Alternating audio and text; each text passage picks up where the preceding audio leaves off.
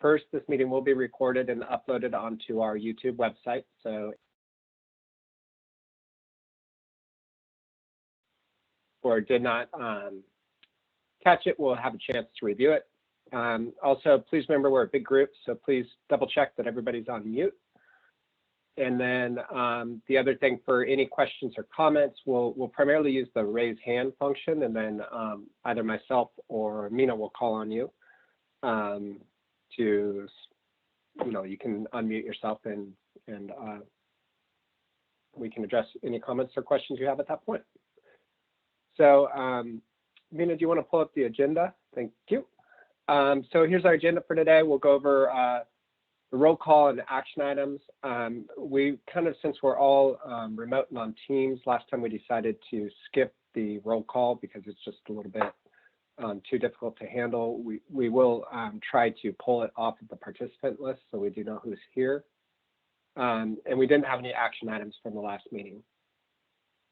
So we'll kind of be moving into the other items. Our first topic today will be item number 2 here. It's about 50 minutes long. We'll go over the guidance document updates from basically the draft to the final draft that's pretty much ready to be finalized.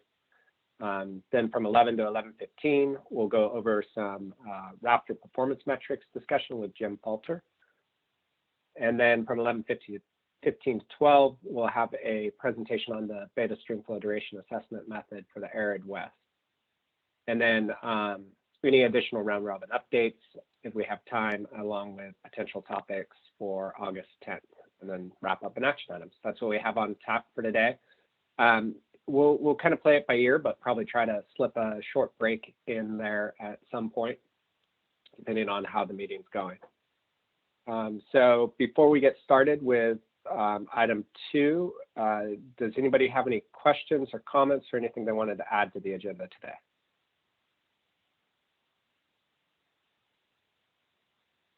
All right, so we'll go ahead and jump in to the presentation. Yes, are we going to talk about the governor's drought emergency announcement? Yeah, we can discuss a little bit of the drought work probably in the round robin updates. Kind of at that period would probably be a good time to cover that. Does that work? Yes, thank you. Okay. Let me pull up the presentation here. Give me just a second.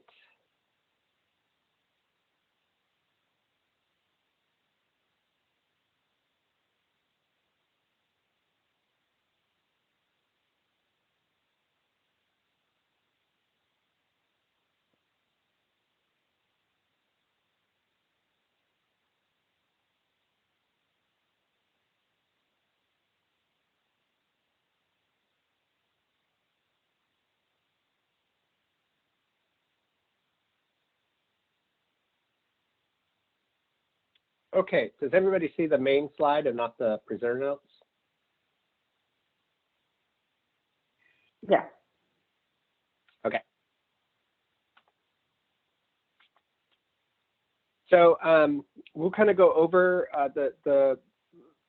what we have put together here is kind of an overview of some of the, not so much going into the comments that we received. We kind of covered those last time, a little bit more of the focus on the frequently asked questions that we have developed, and then kind of moving into implementation next steps, and then next steps for the flows work group, kind of the overview of what we'll be presenting today.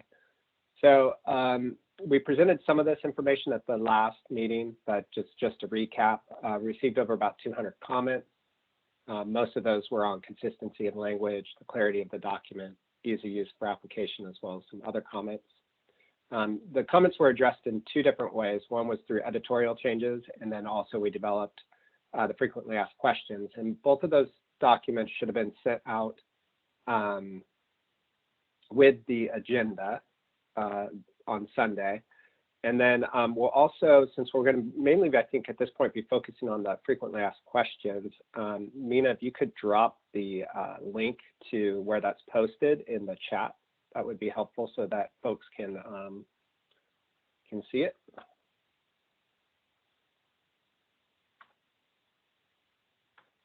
And then Mina, the way this is set up from my end is I won't be able to see any of the people with their hands raised or anything. So if you can help, let me know if that happens. If someone raised their hand, that would be great. Okay, we'll do. Well, there we go. So overview of the frequently asked questions. We divided them into 4 main categories. There's a category for clarity of terms and presentations, underlying conceptual approach, modeling and analysis, implementation challenges, and then here's the link as well if you want to follow along. So we'll go through each of these categories. I'm trying to figure out how to get back up my Teams so I can actually see what's going on. What I wanted to do at this point was I just wanted to see a show of hands of how many people had an opportunity to review the frequently asked questions prior to today's meeting.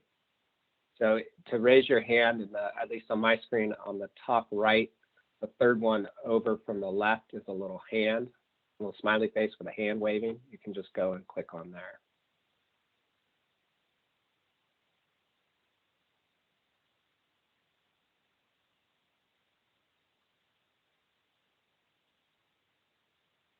Okay, it doesn't, either folks are having a hard time finding it or it doesn't look like that many people had a chance to review it. So I do encourage you to review those so that if you have any additional questions, we can move forward and continue to address any of those. For those of you that did raise your hands, you can go ahead and lower them now. So what we'll probably do, if folks want to go ahead and open the frequently asked questions so they can kind of follow along, the way we had this set up in general was just we were going to go over not the response in its entirety because that would take too long, but just kind of go through each category here and just see if folks had any questions or anything they wanted to clarify with any of these. But since a lot of people haven't reviewed them, I'm not sure if that's going to be the best use of our time. Does anybody have a general preference? Would you like to just kind of go over these and read them as we go? Some of them are longer than others.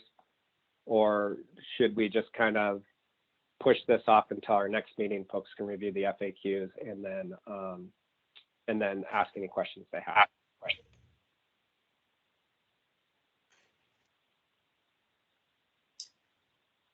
Does anyone have any recommendations or preferences? I would recommend that we not spend time reading them when people can read them on their own. Yeah, that's kind of what I was thinking. I was hoping people would have an opportunity to review them before the meeting so we could just go through them. But so we'll just cover these slides pretty quickly, and then folks can, we can follow up either offline. You can send me a note if you have any additional questions, email me, or we can also, if folks want, go back into this in more detail at our next eFlows meeting. So in general, the different frequently asked questions that we addressed were these on the slide here. What is California Environmental Flows Framework? Just kind of an overview statement of what it is, how it's intended to be used. Question number 2 is how do state agencies intend to use the framework and how does it relate to regulatory action and compliance? And we'll circle back on that one in a few slides. Who are the intended users of the framework and subject matter expertise needed, and what stakeholders should be involved in the process? Does the framework provide, it looks like someone accidentally started sharing their screen. So I'll go back to share mine again here.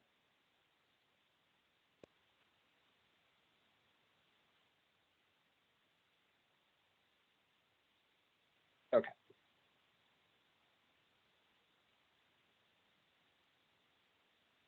Okay. So mine should be back up again. And then the last one in the clarity of terms and presentation is, does the framework provide flow criteria to tell users how much water has to be left in stream for each functional flow component?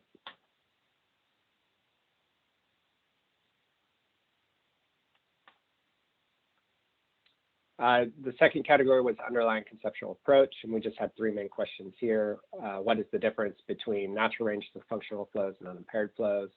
how does the framework address non-flow factors such as channel modification, water quality, and invasive species? And then how does the framework address potential effects of climate change? And then there are quite a few questions that we addressed in the modeling and analysis category. So those were, how are the functional flow metrics modeled? How were the flow metrics predictions ground truth? What do the percentile ranges of functional flow metrics represent, and how should they be interpreted? What information does the framework provide about the frequency of pulse and peak flow events? How are base flow magnitudes defined for the functional flows calculator and the modeled functional flows? Does the framework include an ecological flow bottom line that represents the minimum functional flows needed to sustain key watershed functions? How is alteration assessed, and what is the basis behind alteration classification? And how does the user determine the most appropriate period to represent current flow conditions, and what are recommended minimum years for the period of record? And as I'm going through these slides, I should add it, you can feel free to raise your hand at any point if you have any questions, and we can take those as we go. So the last category was implementation challenges, and some of these were clarification of do we have to use all 5 functional flow components or just a portion? What if the resulting flow recommendations don't adequately support all beneficial uses? How to construct an ecological flow regime or a hydrograph for implementation? Does framework characterize dry season hydrology as a base flow?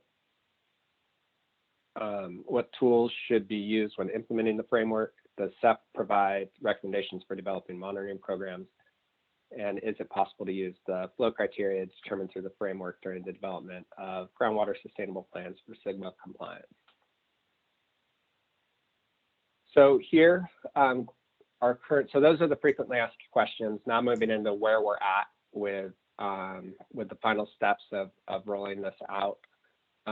Right now, I mentioned earlier there was the FAQ related to how state agencies will use CEFF, both in their standard processes and implementation. We decided that it would be best for the individual state agencies to develop their own frequently asked questions to address some of those that came up. So some of the comments that were submitted in particular were directed to the State Water Board and implementation concerns or questions. And so we'll develop we're working on developing separate FAQs to address those, since that's a little bit more of how will the board apply it. And we wanted to kind of keep that clean between here's the CEFF document and this is what CEFF is. And then the second piece is more how will it be used by different agencies, so that we can keep those two separated, because CEFF is set up to be implemented by all users, not necessarily state agencies. Which we'll go into in a moment here.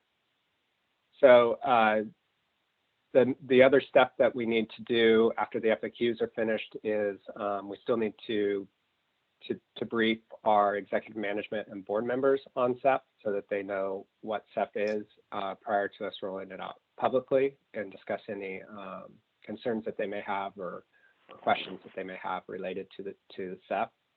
And right now, just to flag, a lot of the resources and energy of the State Water Board is mainly focused on drought-related efforts, on water supply and in-stream flow work, and so that's taken a priority to CEFF.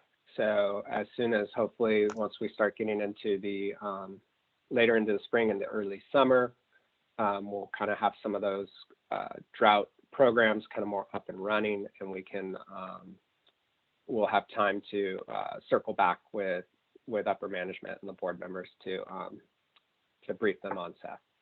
And so, as you can see, I anticipate it will probably be early to midsummer to publicly release the final CEFF document. So for implementation and next steps, I kind of wanted to look at this kind of broadly. I know there's been a lot of questions related to this topic, and so from once the final CEFF document is out, and even stakeholders can start to review some of what's in the draft CEFF document, and start to move towards the development of ecological flow criteria if that's something they're looking to do. We didn't have any significant modifications, so start reviewing that and working towards it if that's something that you or your stakeholders are interested in. The ecological flow criteria is sections A and B. And from an implementation side standpoint, we see that as something that would be done by stakeholders or potentially by the State Water Board. And as far as how we would go forward and implement at the State Water Board side, as far as implementing section A and B of development of ecological flow criteria, basically we'd be likely developing site project specific study plans to go over how we intend to implement CEFF for a given project and what additional information we might need to develop as well. And for the development and implementation of environmental flow objectives, that can be done by stakeholder efforts through local cooperative solutions or other voluntary type agreements. And that's really what Section C is focused on. Section C has two parts. It's considerations for developing environmental flows, which balance all beneficial uses as well as some adaptive management. And the purpose of Section C is really targeted at stakeholder approaches to implementing flow objectives at the local scale. As far as the Water Board implementing flow objectives, we have a standard rulemaking process that we would be following. There's nothing in CEFF or Section C that shortcuts that process or anything else. So that would be the standard development of regulations or policies that we would go through in the rulemaking process associated with that, including for most efforts, compliance with the California Environmental Quality Act as well. So I don't know if anybody has any questions. This might be a good slide to pause on since we've had a lot of comments and questions in the past on this. Let's see if anybody had any questions or comments on this slide.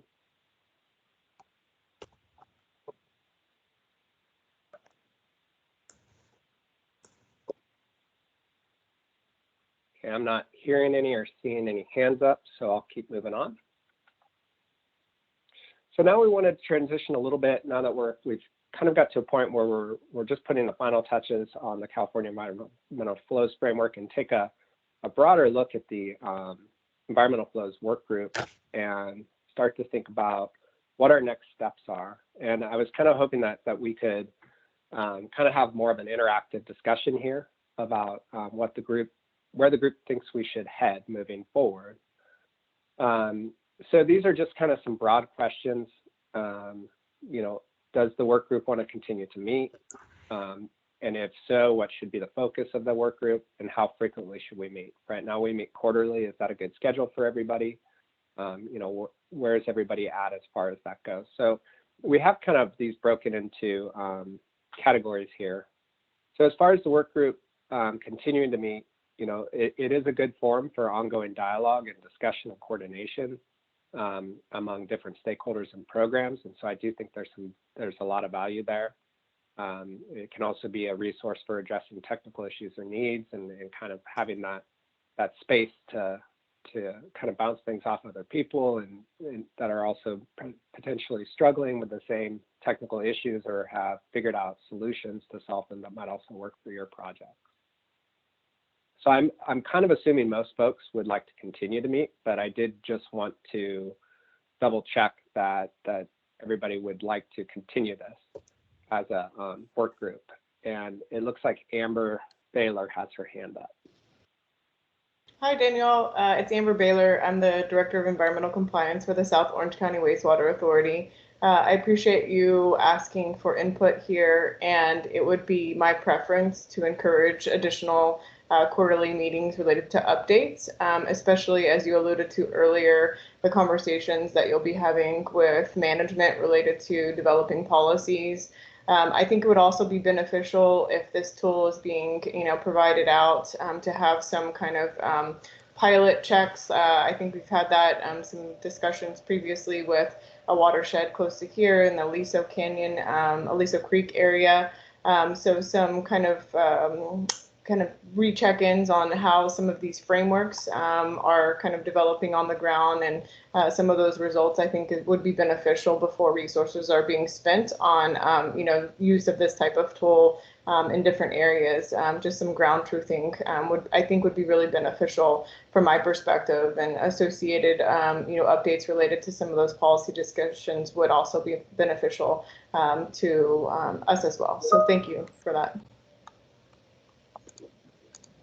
Thank you for your input, Amber. And like I mentioned, I'm assuming that most people want to continue the meeting, but we just wanted to double check because we'll be transitioning potentially into more implementation and potentially some other areas of focus. Which brings us to this next slide. I think we kind of started this whole work group kind of centered around the first product being the California Environmental Flows Framework. And so now transitioning out of that, since it's developed, looking at what's next from the framework perspective. And these could be, as Amber was mentioning, kind of some of the ground truth and some of the case studies that can come out of it. We can focus in on some of those and continue to present back on what we're finding, or any complications, or how things are going and how people are implementing it, as well as having this forum for just implementation support from different practitioners throughout the state. And then also whether there's additional kind of statewide evaluations or regional evaluations that could be done or added to help improve the implementation of CEFF.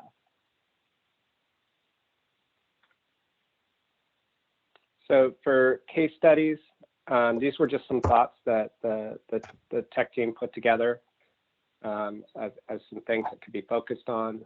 One would be underrepresented stream types or locations in the state, the relationship to groundwater management plans, application under drought conditions, and climate change implications as some of the kind of more honed in focus areas that we could look at or start to assess.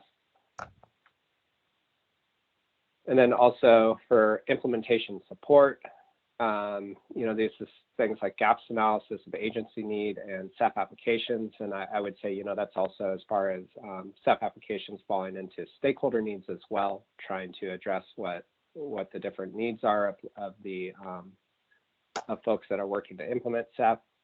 And, we talked a little bit about it's one of those things that kind of gets flushed out as you start to implement it, but starting to develop some implementation guidelines as we go, which can be a feedback from the case studies to kind of provide a more standard path with some additional focus areas here of how to deal with drought and extreme low flows in situations like we are finding ourselves this year, improved ways to establish flow management targets and thresholds, as well as putting a little bit more of a focus in on the trade-off analysis among the ecological endpoints or management alternatives. I know that was an item that was brought up a lot in comments and has been a point of discussion in the past as well, of looking to potentially beef up Section C a little bit to help provide more recommendations or guidance in that section as well. As far as technical tools that could also be worked on, one could be improved hydrologic, hydraulic, and ecological modeling tools, sample data analysis and data visualization, tools to assess ecological values in human services, and then best data practices and guidelines for data collection, storage, and sharing. And of course, also, as we go, continuing to develop training and outreach materials as well.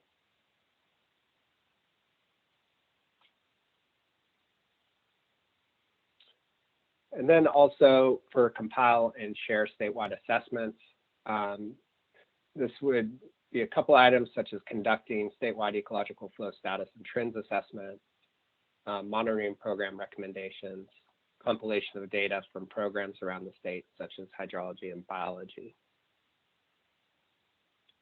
And so I think maybe I'll pause there again to see if anybody has any kind of questions. This is kind of focused. These last couple slides were a little bit more heavily focused on, you know, we have the CEFF document and what are the next steps related to CEFF itself. And then from here, we're going to transition a little bit more to looking at the work group as in a broader context. So does anybody have any questions or thoughts on the potential next steps for CEFF? Dan, we have some comments in the chat. Want to address Oh, them? great.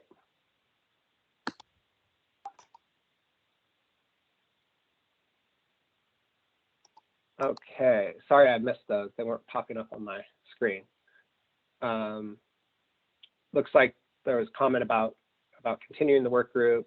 A couple comments on that. A comment on the focus should be on helping organizations who want to use the tools, especially NGOs have limited resources for consultants, etc. And how can we help those NGOs and community groups? And I think that's, you know, what we're kind of getting at with these last few slides is trying to circle back of what are your needs, and the better we can understand what your needs are, or what the limitations are, potentially there would be more opportunity to use this forum to help to develop some tools or some processes that can help make implementation more efficient.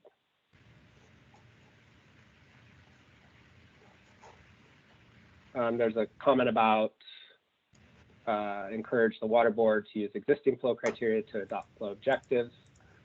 That is something that, you know, I think my goal, I just want to mention my goal for this work group is really about looking at solutions for the state, not just focusing on water board adoption of flow objectives, and really looking at how can we collaboratively as stakeholders in the state during water shortages come together versus using a necessarily focus solely on a regulatory approach, because those approaches do take a lot of resources and time to move through. And so I think there's a lot of room for us as practitioners, as well as water users and stakeholders, to start to have more meaningful conversations of trying to work to solve some of these issues at the local level, and not just rely on a regulatory approach to address all of the issues. As you've seen with other state water board approaches, or efforts in the regulatory forum for flow objectives, they're long and ongoing.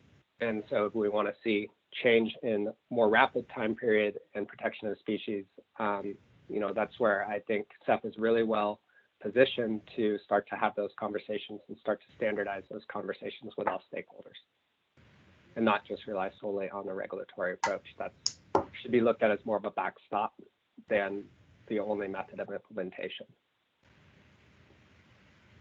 And then it looks like there's a couple here that we mentioned as well, with increased guidance on trade-offs, development of additional tools for climate change, as well as the status and trend assessment is good.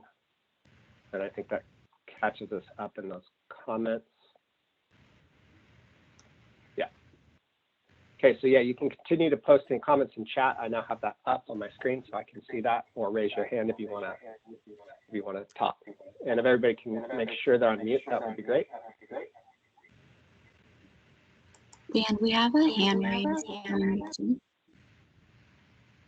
Okay, we'll get to the hand in just a second if everybody can first mute themselves.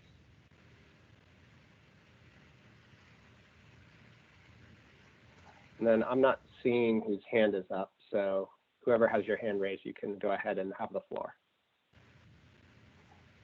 Hi, Dan. This is Hua-Sung. Hi, Hua-Sung Jin at the State Water Board. So the one of the comments that I might have on this sort of overall issue to develop the ecological or environmental flow is for specific location or group of locations of say similar sized streams or river systems. I'm hearing some echoes or some kind of a noise. Everybody's to mute their microphones or speakers or whatever they have. So continue on. I think the main focus that we can do is the what would be our target species or group of species or community that we want to focus on at a specific location or specific sites or group of sites? Say, obviously we are focused on, a lot of times we're focused on the like salmonids on different streams, either coastal or even like the Central Valley streams. But what if some of the smaller stream sites that don't have, nice habitat for any kind of salmonids, and then what would be our focus group of species or community that we want to focus on that would enhance the overall ecosystem or biology of the larger system that would be connected to later on? And that's sort of and how do we get there and then what would be our species of target at that specific location? That would be the question that I might have. In a way, I want to introduce one concept that I heard back in 20 years ago was a person working on a hydrology or hydrological restoration of African river system, and then their target species was actually a group of hippos that are living there. So in a way, in our case, what would be the target species of a group of species that we want to focus on? That would be my question. And two is how later on in terms of a monitoring program, and then as we move forward, and how would that be reincorporated into this loop of developing or modifying the environmental flows based on the CEFF concept. So those two. Thanks, Dan. Yeah, thank you for your thoughts. I don't know if anyone on the tech team wants to talk a little bit about what we have put together as far as target species and fish assemblages. And then so we can kind of figure out, maybe what the next steps are from there, looking at other species as well outside of fish. Yeah, so Dan, this is Eric. I can take a first cut at that. So Jane, thanks for the question.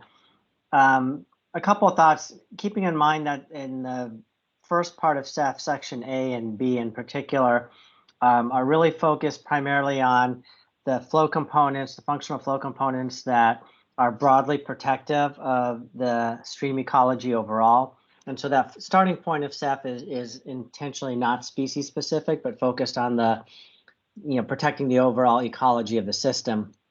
Once you get into section C of CEFF, where there's a more focused analysis on the issues that are relevant for your watershed or stream system, that's where you might identify specific target species that are a management priority in your system.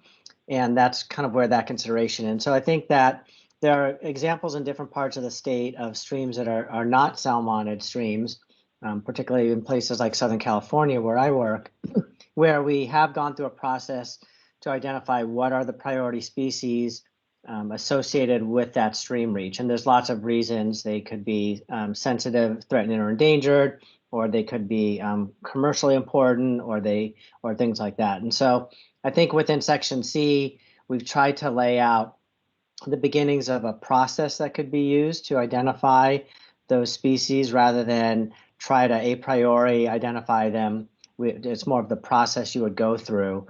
But clearly, a lot of what Dan showed on the last couple of slides in terms of developing additional guidance for section C would be beneficial, using some case studies of early implementation like Amber talked about to illustrate how that process was developed for specific parts of the state or specific stream types. I think those would all help moving forward in terms of helping local groups navigate the process of how to select the species that they may want to focus on for management consideration.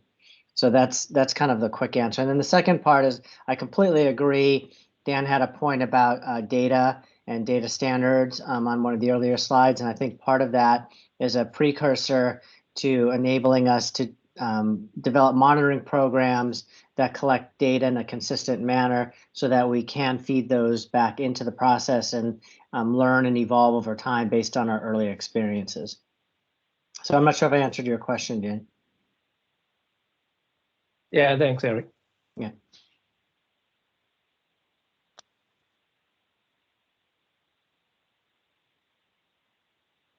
Okay, any other questions at this point?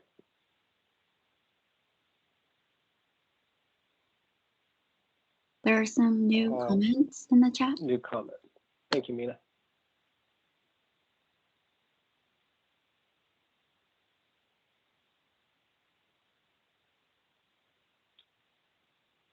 So there's one comment about agree that having a local collaborative approach for being able to address immediate and near future challenges would be more timely.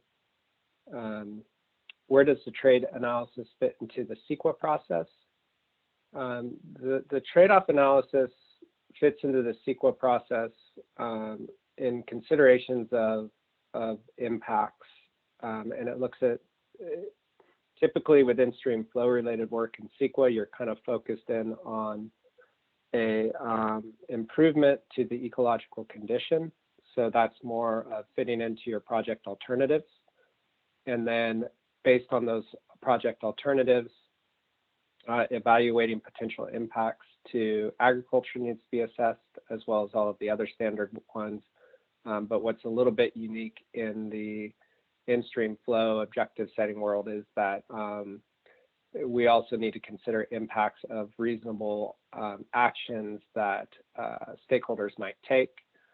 So typically this goes into things like fallowing land, putting in storage, switching to groundwater and potential groundwater impacts, economic analysis impacts, those types of components that would also be done as part of the CEQA process, and that's where that trade-off analysis comes in as you're evaluating the benefits of putting more water in the stream versus the potential impacts of what that water is currently being used for.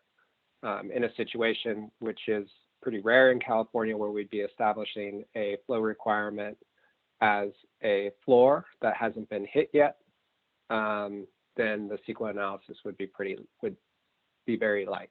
But typically in California, we've over-allocated a lot of our river systems, and so it's trying to find that balance point of how best to manage the limited scarce water we have for all beneficial uses.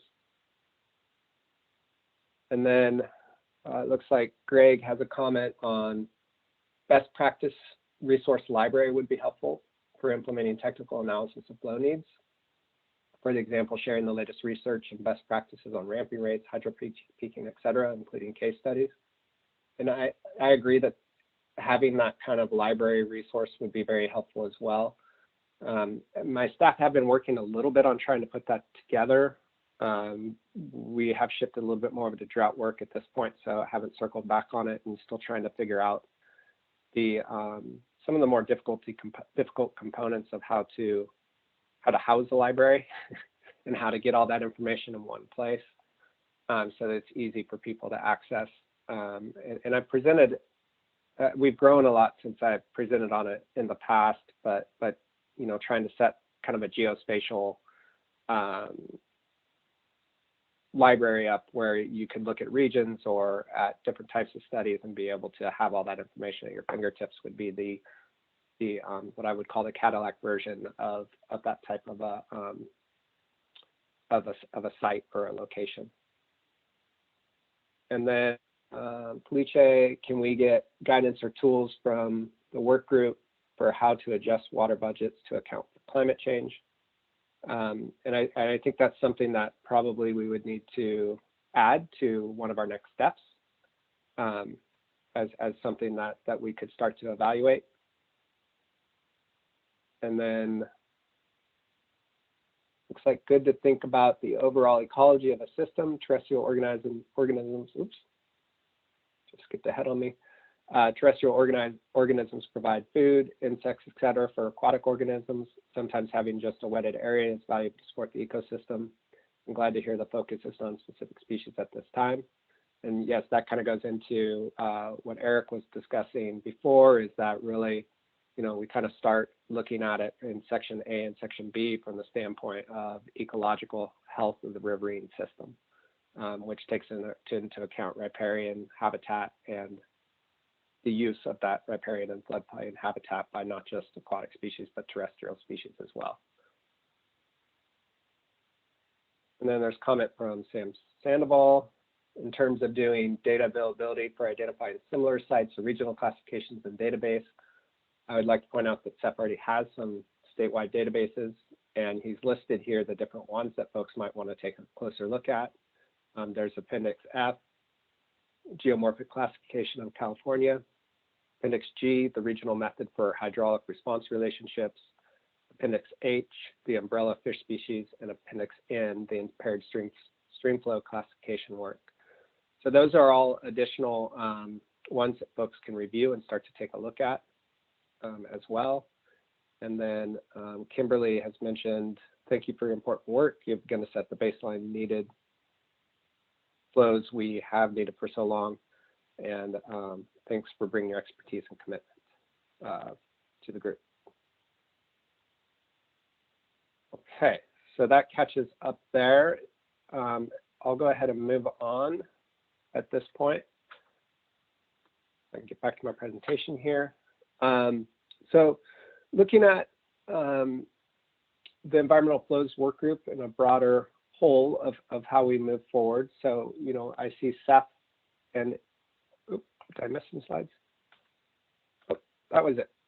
I guess we already covered them all.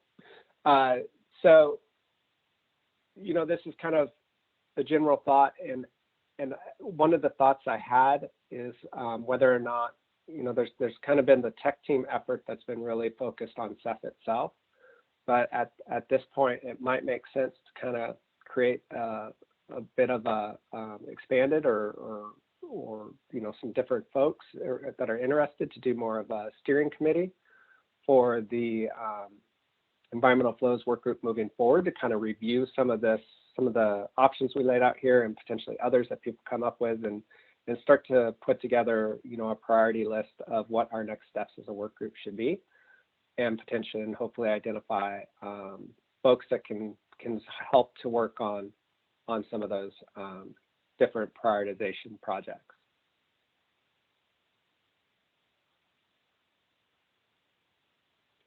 So we do have a couple more comments. The first is, anyone at State Water Board started using CEFF for water projects? If so, who and what? As I mentioned, right now, where we're at with CEFF from the Water Board perspective is we still need to brief executive management and board members on it.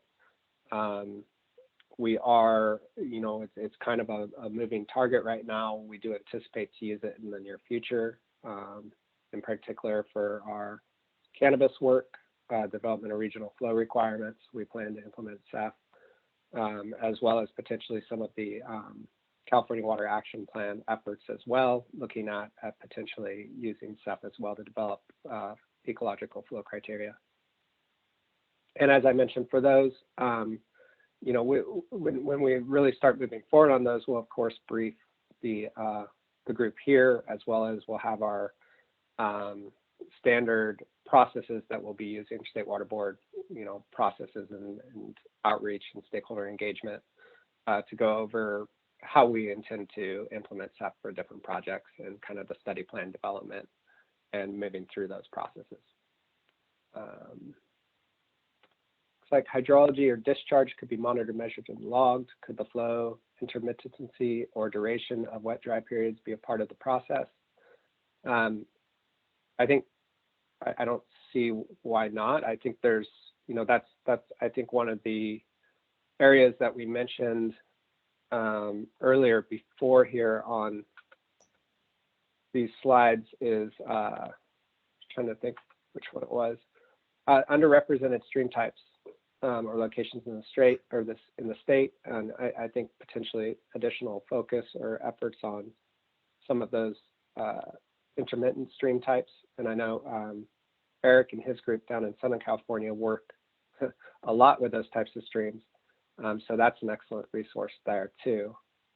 And I'll turn it to Eric in just a second. I also just want to mention a lot of the work that's been done in the Russian River watershed and priority tributaries to do wet-dry mapping every year to kind of map out where the wetted and dry and potentially or intermittent reaches are for rearing as well. And Eric, did you have any comments you wanted to make on the intermittency? No, I think only that we have another agenda item on today's meeting, Dan, that'll touch on that issue a little bit in terms of some related work that's being done, particularly focused on the flow duration question. So yeah, it is a very important question. Flow duration is a key determinant factor for some of our Southern California species, even things like southern steelhead, for example. So yeah, definitely an issue that we've been working on in Southern California, and you'll hear more about it in the next agenda item. Great, thank you, Eric.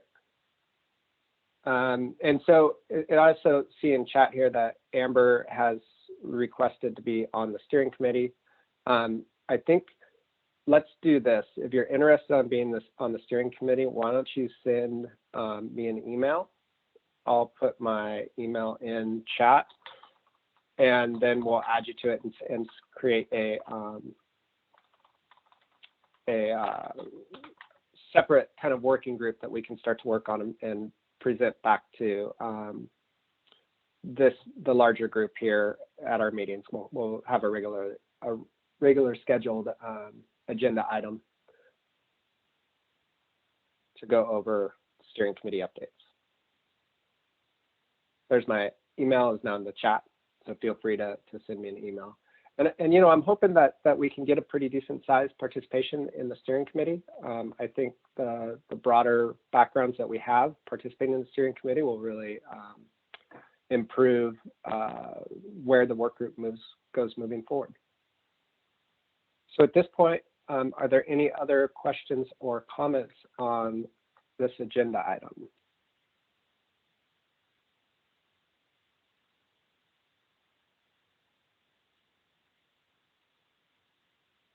Okay, I am hearing none.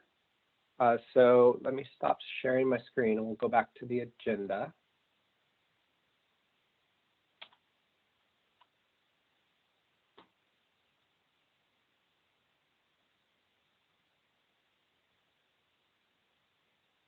Okay, so our next item is the RAPTR performance metrics.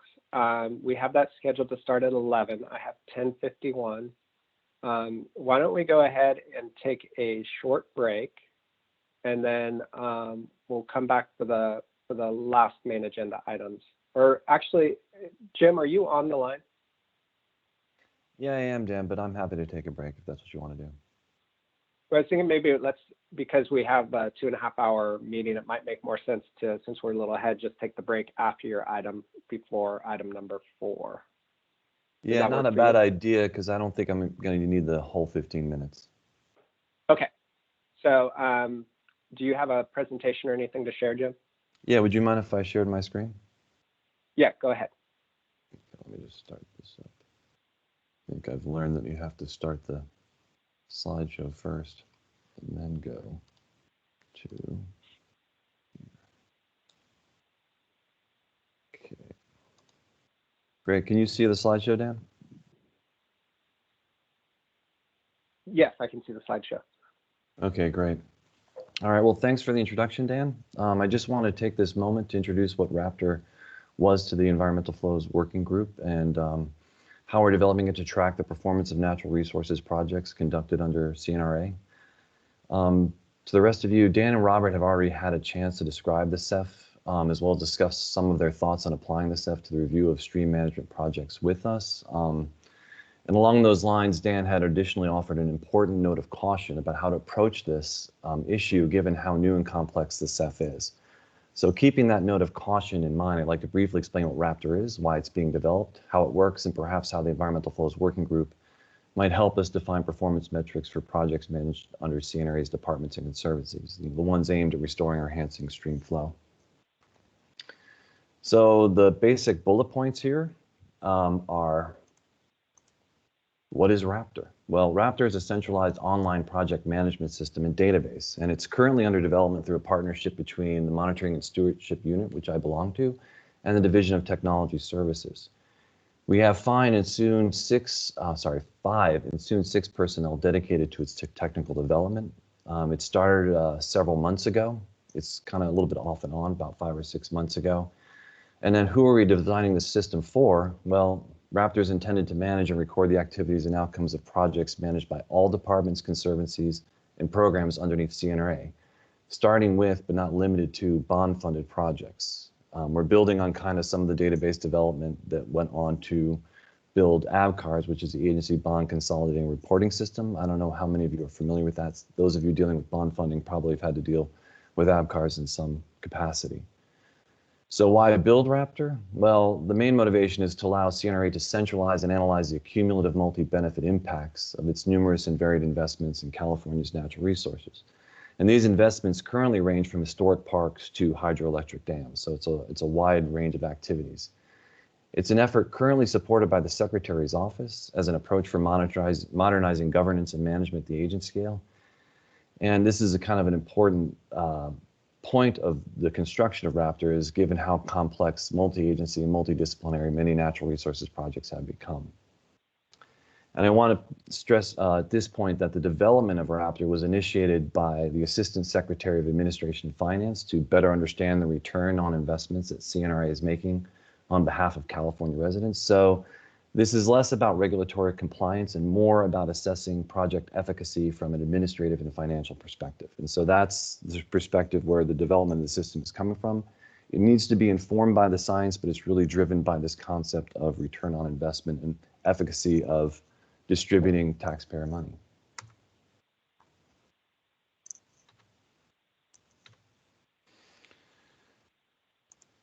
So what I'm showing you here is just to give you a brief idea of where we are in the construction of this database. This is a schematic of the RAPTR system as conceived by the lead developer. It actually consists of separate data and app service modules interacting through prescribed internal APIs.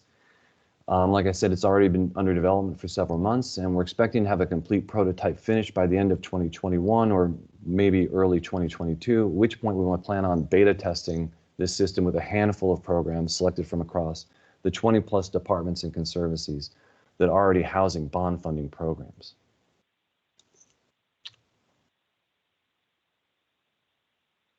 And for those of you familiar with project management, this is roughly how we're conceiving a generalized kind of project management scheme for RAPTR. At this point, we're focusing again on projects funded by grants rather than contracts, so that we probably will deal with contracts down the road. And what we're doing now is we're interested in getting expert feedback and defining the standardized performance metrics so that CNRA can evaluate the outcomes of similar projects managed through multiple programs and across multiple departments and conservancies. So this whole idea of aggregating project data and centralizing it so that CNRA can step back and look at the activities of the agency as a whole, given its $7 or $9 billion budget, depending on what year and the finances, and see what are we actually doing on the ground, given that a lot of different programs actually have a lot of overlap in terms of their benefits, in terms of their activities.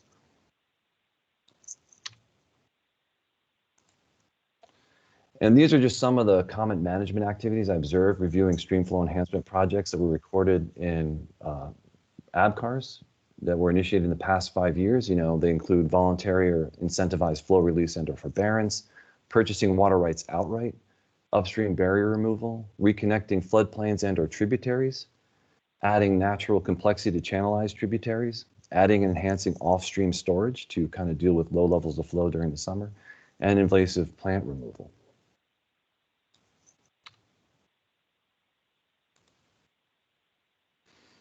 All right, now these are just some examples I came up with, just to better indicate the perspective we're coming from.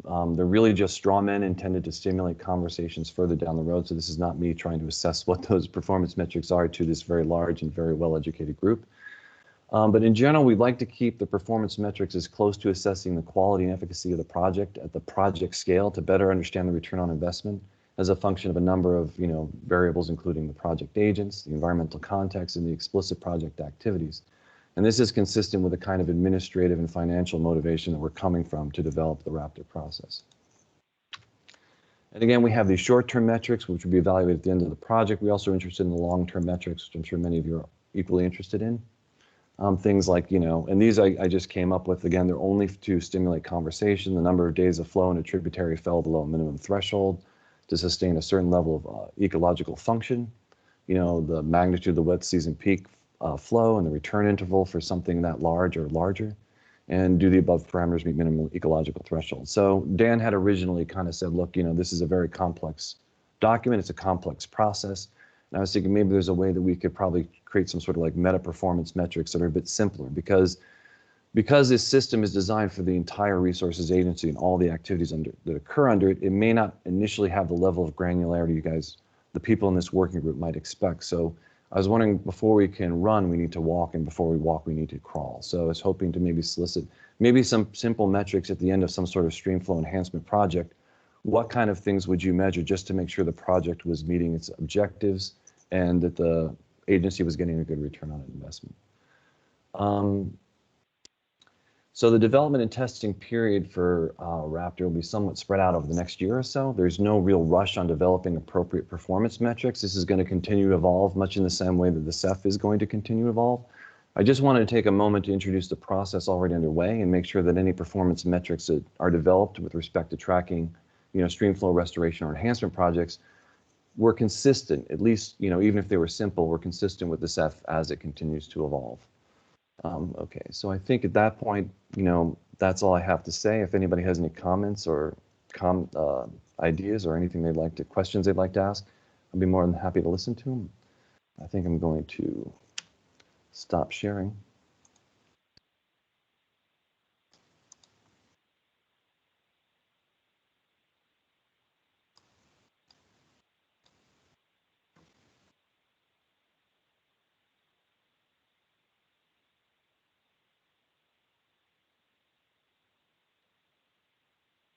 Yes, I have a question, a concern. Can I be recognized to speak, or can you hear me? Oh yeah, certainly, Okay. Chris. Hi, my name's Chris. Yes. So yes, I know California voted for a lot of bonds to do all kinds of water projects. And I'm the chair of the North Coast Streamflow Coalition, and since 2008, we've been working on many different levels to try to get improved flows, particularly in Northern California, but certainly, we've commented on state issues as well, mainly getting minimum flows going, and we're watching our streams die from lack of flows. So I mean, I can see that there's a recognition that to spend all this money on in-stream improvements is for naught if we don't have the flows that we need to keep the ecology going. And I'm just wondering, how is that nexus working in terms of flows and in-stream work? Are we working in parallel so that this money is actually going to benefit the streams to do all this in-stream work? If we're just not getting a grip on getting these flows going, I mean, I'm watching the death of a whole run of steelhead here in the Napa River because we have 2 years of drought and all the water diversions just tip everything over and cause the streams to go dry very quickly, and we're losing the fish. And I know this is happening everywhere in our region. So we feel an urgency to get stream flows going, whether we get emergency flows until we actually get the CEFF really ramped up and working. If we're going to keep these fish and the salmonids and the whole, ecology of the stream all tied into, it's all together, everything affects one to the other. We've got to keep the streams going. And I'm just really concerned that we're going to spend so much money, and the whole process of getting the flows going is just going to take so long that we're going to lose it. Right, that's a really good comment, Chris. I'm not sure if I can respond to that because I'm coming more from a data management perspective. It's just taking all those projects that are currently being funded and putting all the results in a common database, regardless of what program or office they operate out of, so that you can actually see what's going on, and so that the agent can see at a state scale, not just a regional or program or office scale. So this is more about developing a tool than developing the analysis of the tool. It's about creating the data that you might need to actually answer that kind of question. Because right now, for a lot of programs, they'll house the data for different projects on different people's computers, Excel spreadsheets, Word documents, PDFs, and it's not centralized. So when they want to do some sort of data drill, they say, like, we're interested in Streamflow enhancement projects in just Northern California. They have to call people up and actually say, dig out your projects, review them, give me a summary. Let's have somebody spend 2-3 weeks distill that into a spreadsheet, and then we can maybe answer that on, say, like a larger spatial scale. And so what we're trying to do is develop a system that will allow people to store that information for all the projects that are being done under agency, so all the 27 offices, so that we can better answer those questions. But I don't think I can answer your question of how well coordinated those efforts are. You'd have to talk to a program manager, or Dan or Robert, some of the people here. I'm just talking about tool development. So I'm sorry if I can't answer that question. But at least we're trying to create a system that would allow you the ability to answer that question extremely fast. So in theory, someone could make a query and they could just say, like, well, we all want all the stream flow enhancement projects in these watersheds. And it's pulled out. And it's not only that, it's all the stream restorations. It's all the river restorations. It's all the forest restorations, watershed restorations. Anything that's ecologically relevant to your question could be pulled if it was done underneath agency. And so that's the tool that we're trying to create. But in terms of like whether that's effective, that relies on the expert administrators with 10, 20 years of experience managing these kind of projects. Does that sort of at least partially answer your question, Chris? Yes, thank you. And Jim, there is a piece there that's really looking at making sure that money's being appropriately spent and that we're getting the outcomes of these grant projects are successful, and that we're a way to measure success as part of what you're working on, correct? Right, and actually, thank you, Dan. I want to reemphasize that point. The point with us developing the system is not for people like me to tell you how to manage flow enhancement projects. It's more for people like you to tell us, how would you like this information to go in? What would you think is important? And again, based on earlier conversation with Dan, I've read through the CEFF. It is, a fairly lengthy document, requires a lot of nuance, experience to properly interpret. But like I said, we're trying to crawl before we can walk and walk before we can run. So I just wanted to introduce this concept so that we could at least start the conversation. When you're thinking and you're developing the CEFF and applications and test cases, think about, all right, imagine I am a grant administrator at the end of the project. I'm doing a site visit to do a closeout. What kind of things am I going to check off on my list to make sure that the project was achieving what it wanted to achieve? Is a flow right? Is there enough storage in the storage tanks? Did they remove enough arundinodunax? Those kind of things we want to put in the system so that we can have that quantified, so that when you go down the road to say, like, are the streams being healthy, we have a very well documented and granular database of all the management treatments that went into effect. And this is similar to what they're interested in with regards to forestry management. There's lots of different forestry management treatments. They want to have a database so that the forestry scientists can know exactly how is this improving our wildfire risk, for example. So I hope that elaboration helped a little bit. Do you think that I left anything important out, Dan? No, I think that's good. And we also have a hand up with Ted Grantham. Great, yeah, please, Ted. Yeah, hi, Jim.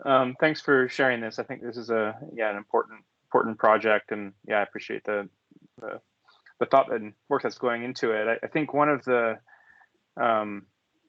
challenges in documenting sort of the benefits of these projects, I think, is not only for streamflow enhancement, but I think for other environmental management projects, is that in many cases it can take a very long time to actually realize the benefits. And I know in many of these projects there are these short-term performance objectives that are perhaps a little bit easier to document, whether a water right was purchased or whether a storage tank was built, for example. But to actually demonstrate water in stream as a consequence of a project and documenting ecological benefits is even harder, takes a lot of time. And so I guess I'm just a little bit concerned that those sort of longer term effects and intended benefits are going to be lost because we don't, generally speaking, the projects that are funded are about 2 to 3 year projects, and where there's no funding for longer term monitoring. We don't have an infrastructure in place for monitoring, so we're not actually getting at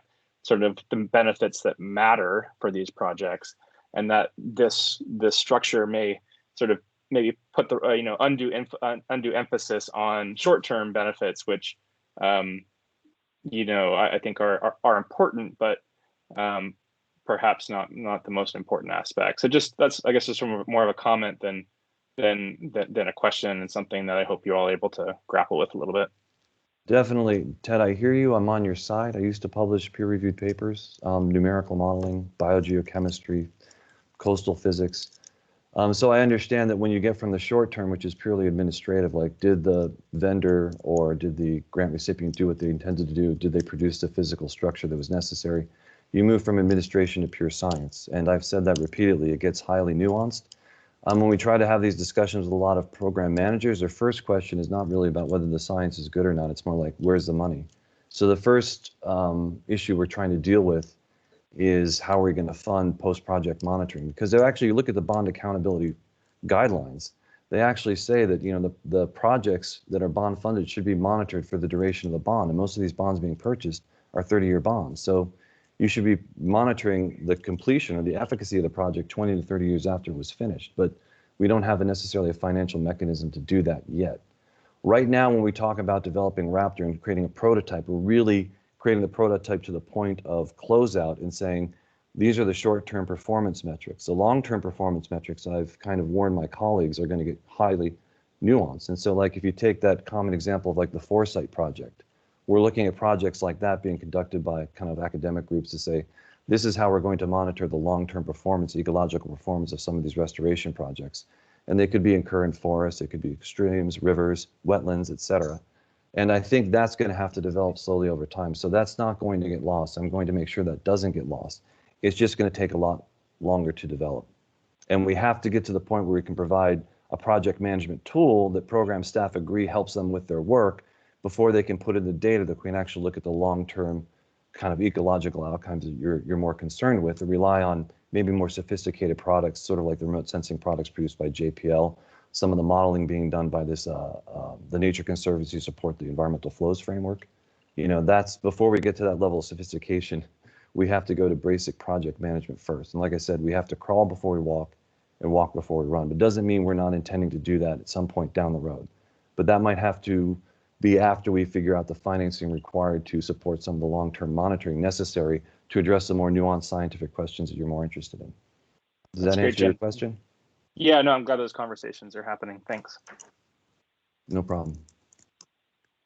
Okay, so Jim, there's a couple comments in the chat here. The first one is, would standardized evaluation standards be useful to, would standardized evaluation criteria be useful to supplement project-specific objectives, and what could those standards be?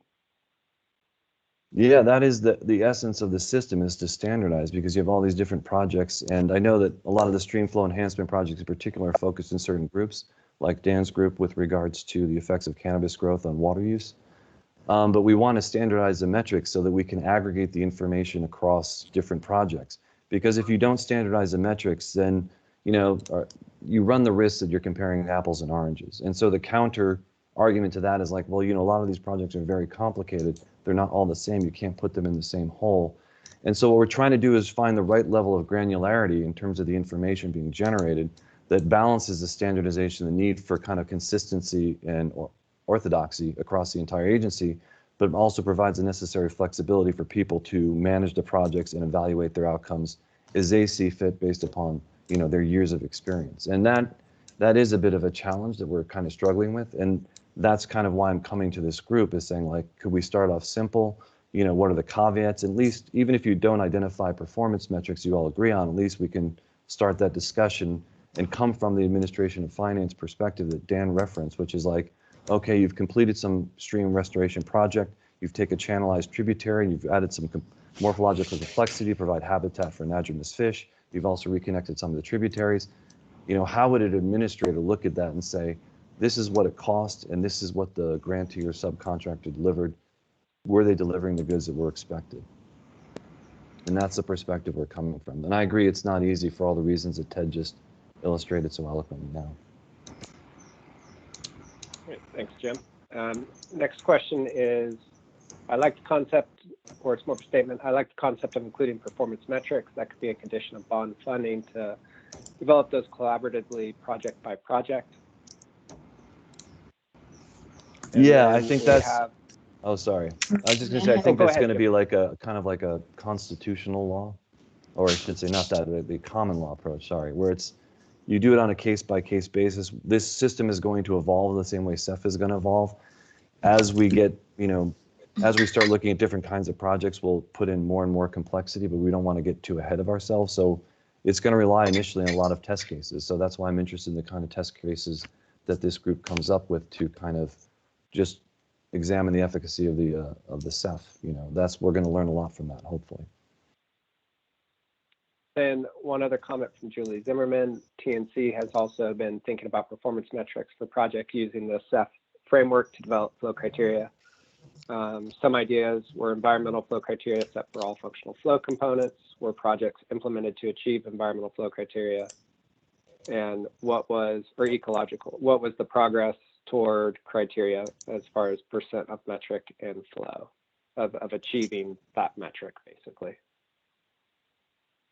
Yeah, and my response to that is if there's other groups, not just within the state, the federal government, but the NGOs who've already made headway into this and defining performance metrics, then we'd like to hear about it. I mean, our perspective is we're trying to learn from the group, not dictate. So that's what I'm talking to you guys about, is I'm trying to learn from you and all your expertise in working these kind of projects for, 5, 10, 20 years. And then I got 2 more quick comments in chat, and then I think we'll need to transition to our next agenda item. Chris mentioned we need flows before we spend money on in-stream structures. It continues to be the elephant in the room. And then Felice, would Mark West Creek be a good one to look at evaluation criteria and comparison of benefit and cost? And I'm not as familiar with specifically what grant or project is being referenced there. And then one other one, the Delta Stewardship Council has developed performance metrics for peak flows, the YOLO bypass inundation, et cetera, with a link. And I think maybe what would be the most beneficial thing to do here, Jim, is maybe we could do it a couple ways. If you want to work within the framework of the working group, we could set up kind of have a separate working group on developing some of these metrics to kind of coordinate with your team. If that seems like a good approach, we could have folks reach out to you if they want to participate in evaluating some of these items and assisting with that. Yeah, that would work. And I just want to make sure whatever we do is consistent with whatever your kind of strategy is in terms of how to conduct the group. I just don't want to interfere with it. So if you want to go about it that way, Dan, I'm happy to do it. Yeah, so maybe the best thing to do here is, Jim, if you want to drop your email in chat, and then anybody that's interested in exploring this a little bit more and providing input can reach out to you directly and maybe start a working group if there's enough folks that are interested. And then if you just want to keep me looped in, then I can keep that operating within the framework of the working group. Right. The other option too is if you're still addressing a TAC to develop the CEFF, we can include it there. I do want this to be as inclusive as possible.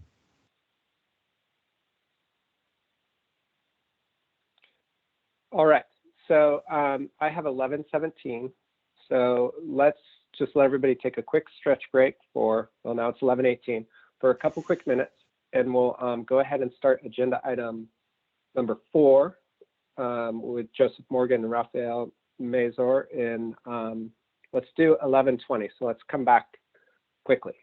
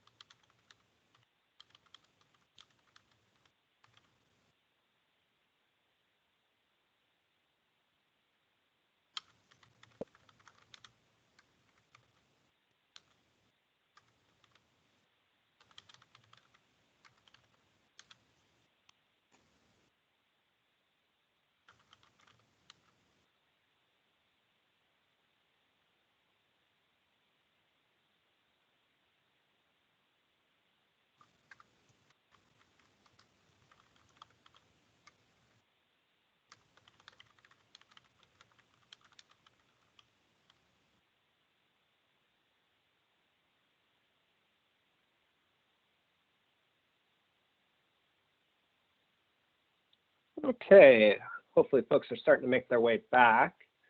Let's see, do I have Joseph or Raphael here? We're both here. Hey there. Great. Let's see, you familiar with Teams to take control? Okay, you can go ahead and grab it.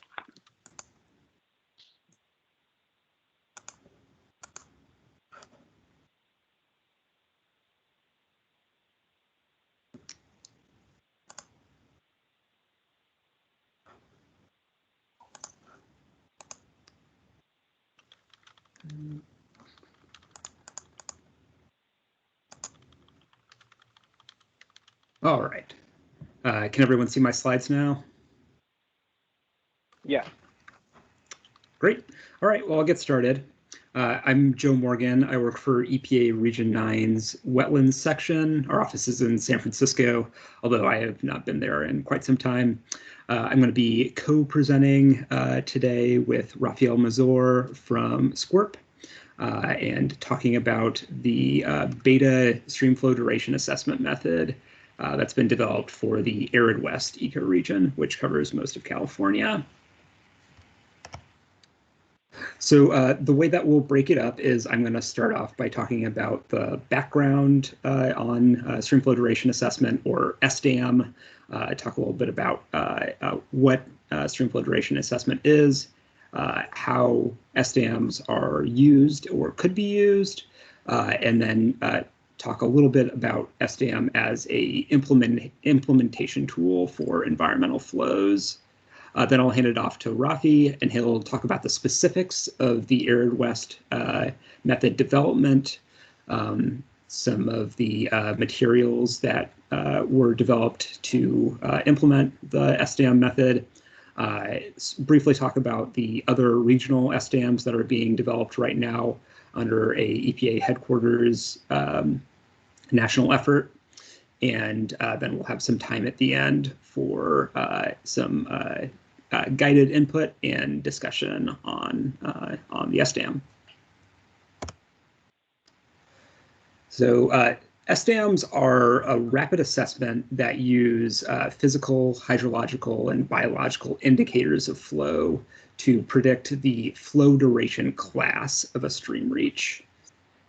So flow duration is an environmental flow attribute or characteristic, and it's defined here as the length of time that a particular stream reach sustains surface flow throughout a season. And we divide flow duration into three classes, that is ephemeral, intermittent, and perennial streams.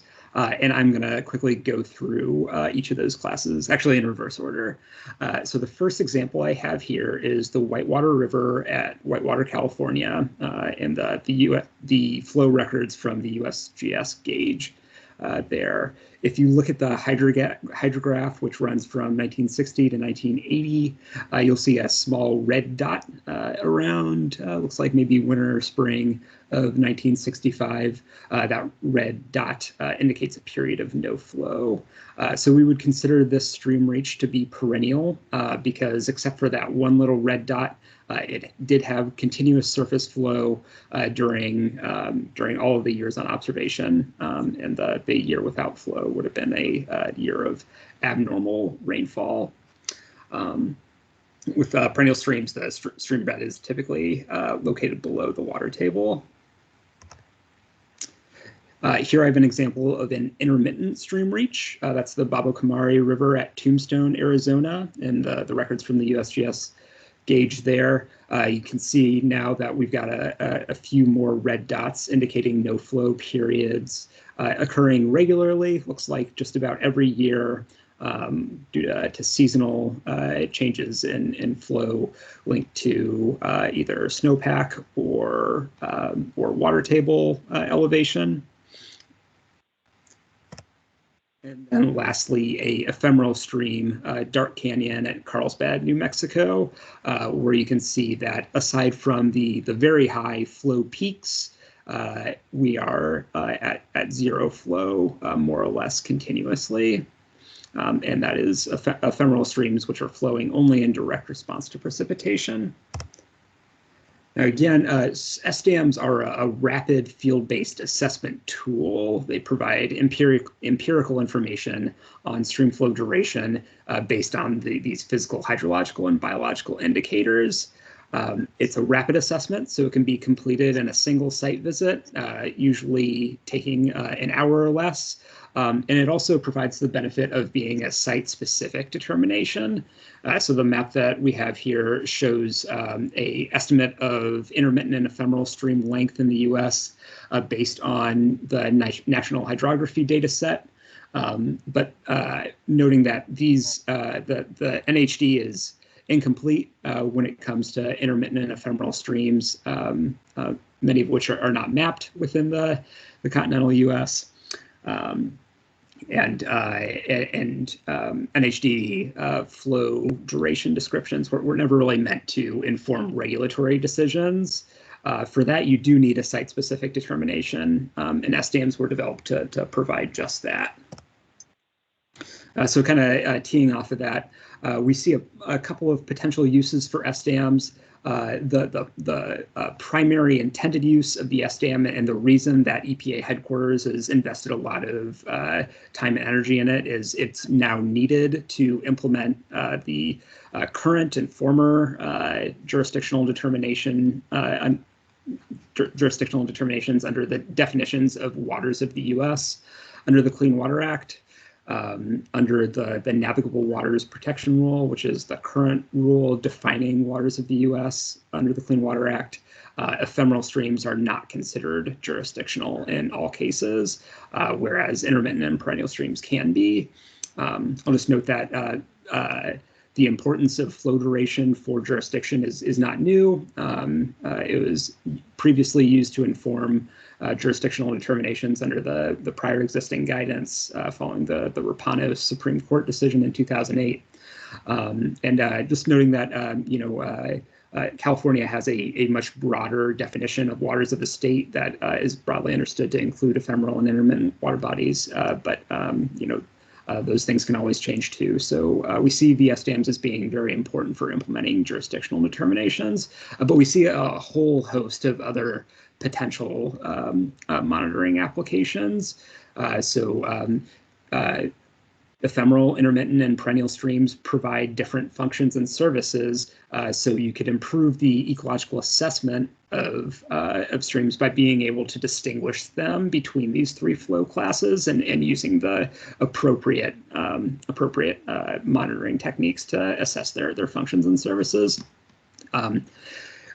It's also important for applying the appropriate water quality standards. Similarly, water quality standards are intended to apply to streams with a given flow class.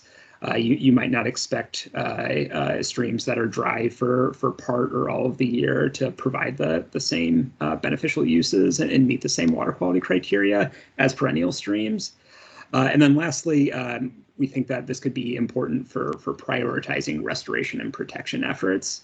As I've said a couple of times already, these different flow duration classes have different functions and services, and adequately prioritizing restoration requires an understanding of what stream flow duration classes exist within a given interest area. I think that this group in particular might be interested in SDAMs as a tool to implement environmental flows. Flow duration is an environmental flow attribute. It's a bit coarser than the functional flows framework that's laid out in CEFF. But I think it can fit within it, and flow duration absolutely does, govern the ecological function and condition of waters. Likewise, flow duration is an attribute that's affected by human activity and can be managed by humans to some extent, either directly or indirectly. I think the SDAM provides an advantage because it facilitates the assessment of this environmental flow attribute of flow duration at scale without requiring really resource-intensive long-term flow monitoring. And I've got a couple of potential benefits listed here. The primary one, it seems like this group relies heavily on modeling to kind of fill the gaps where long-term flow data isn't available. The SDAM is empirical data that's based on field indicators of flow duration. So you've got some empirical data that you can get just with a short field visit. Likewise, it's a rapid determination. It can be completed quickly without heavy resource or time investments. And importantly, I think, especially after hearing some of the discussion earlier in this call, it's really focused on the lower flow end of the spectrum, and really tuned to the differences between intermittent and ephemeral streams, which I think those terms might have been used somewhat interchangeably in prior applications. But as more evidence comes out about the difference between intermittent and ephemeral streams and the different functions that those two flow duration classes provide, I think it's important to be able to distinguish between them in the field. We're also really interested in ways that the SDAM could facilitate really broad ambient assessments of flow duration throughout a watershed, or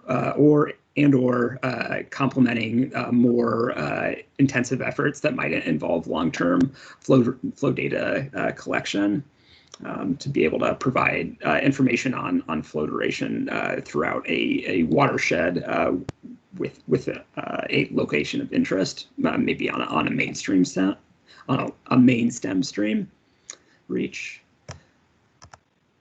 So to kind of tee up the discussion topics that we're interested in talking about with you guys after we're finished with the presentation, and really interested in ways that we can incorporate the SDAM into the California Environmental Flows Framework.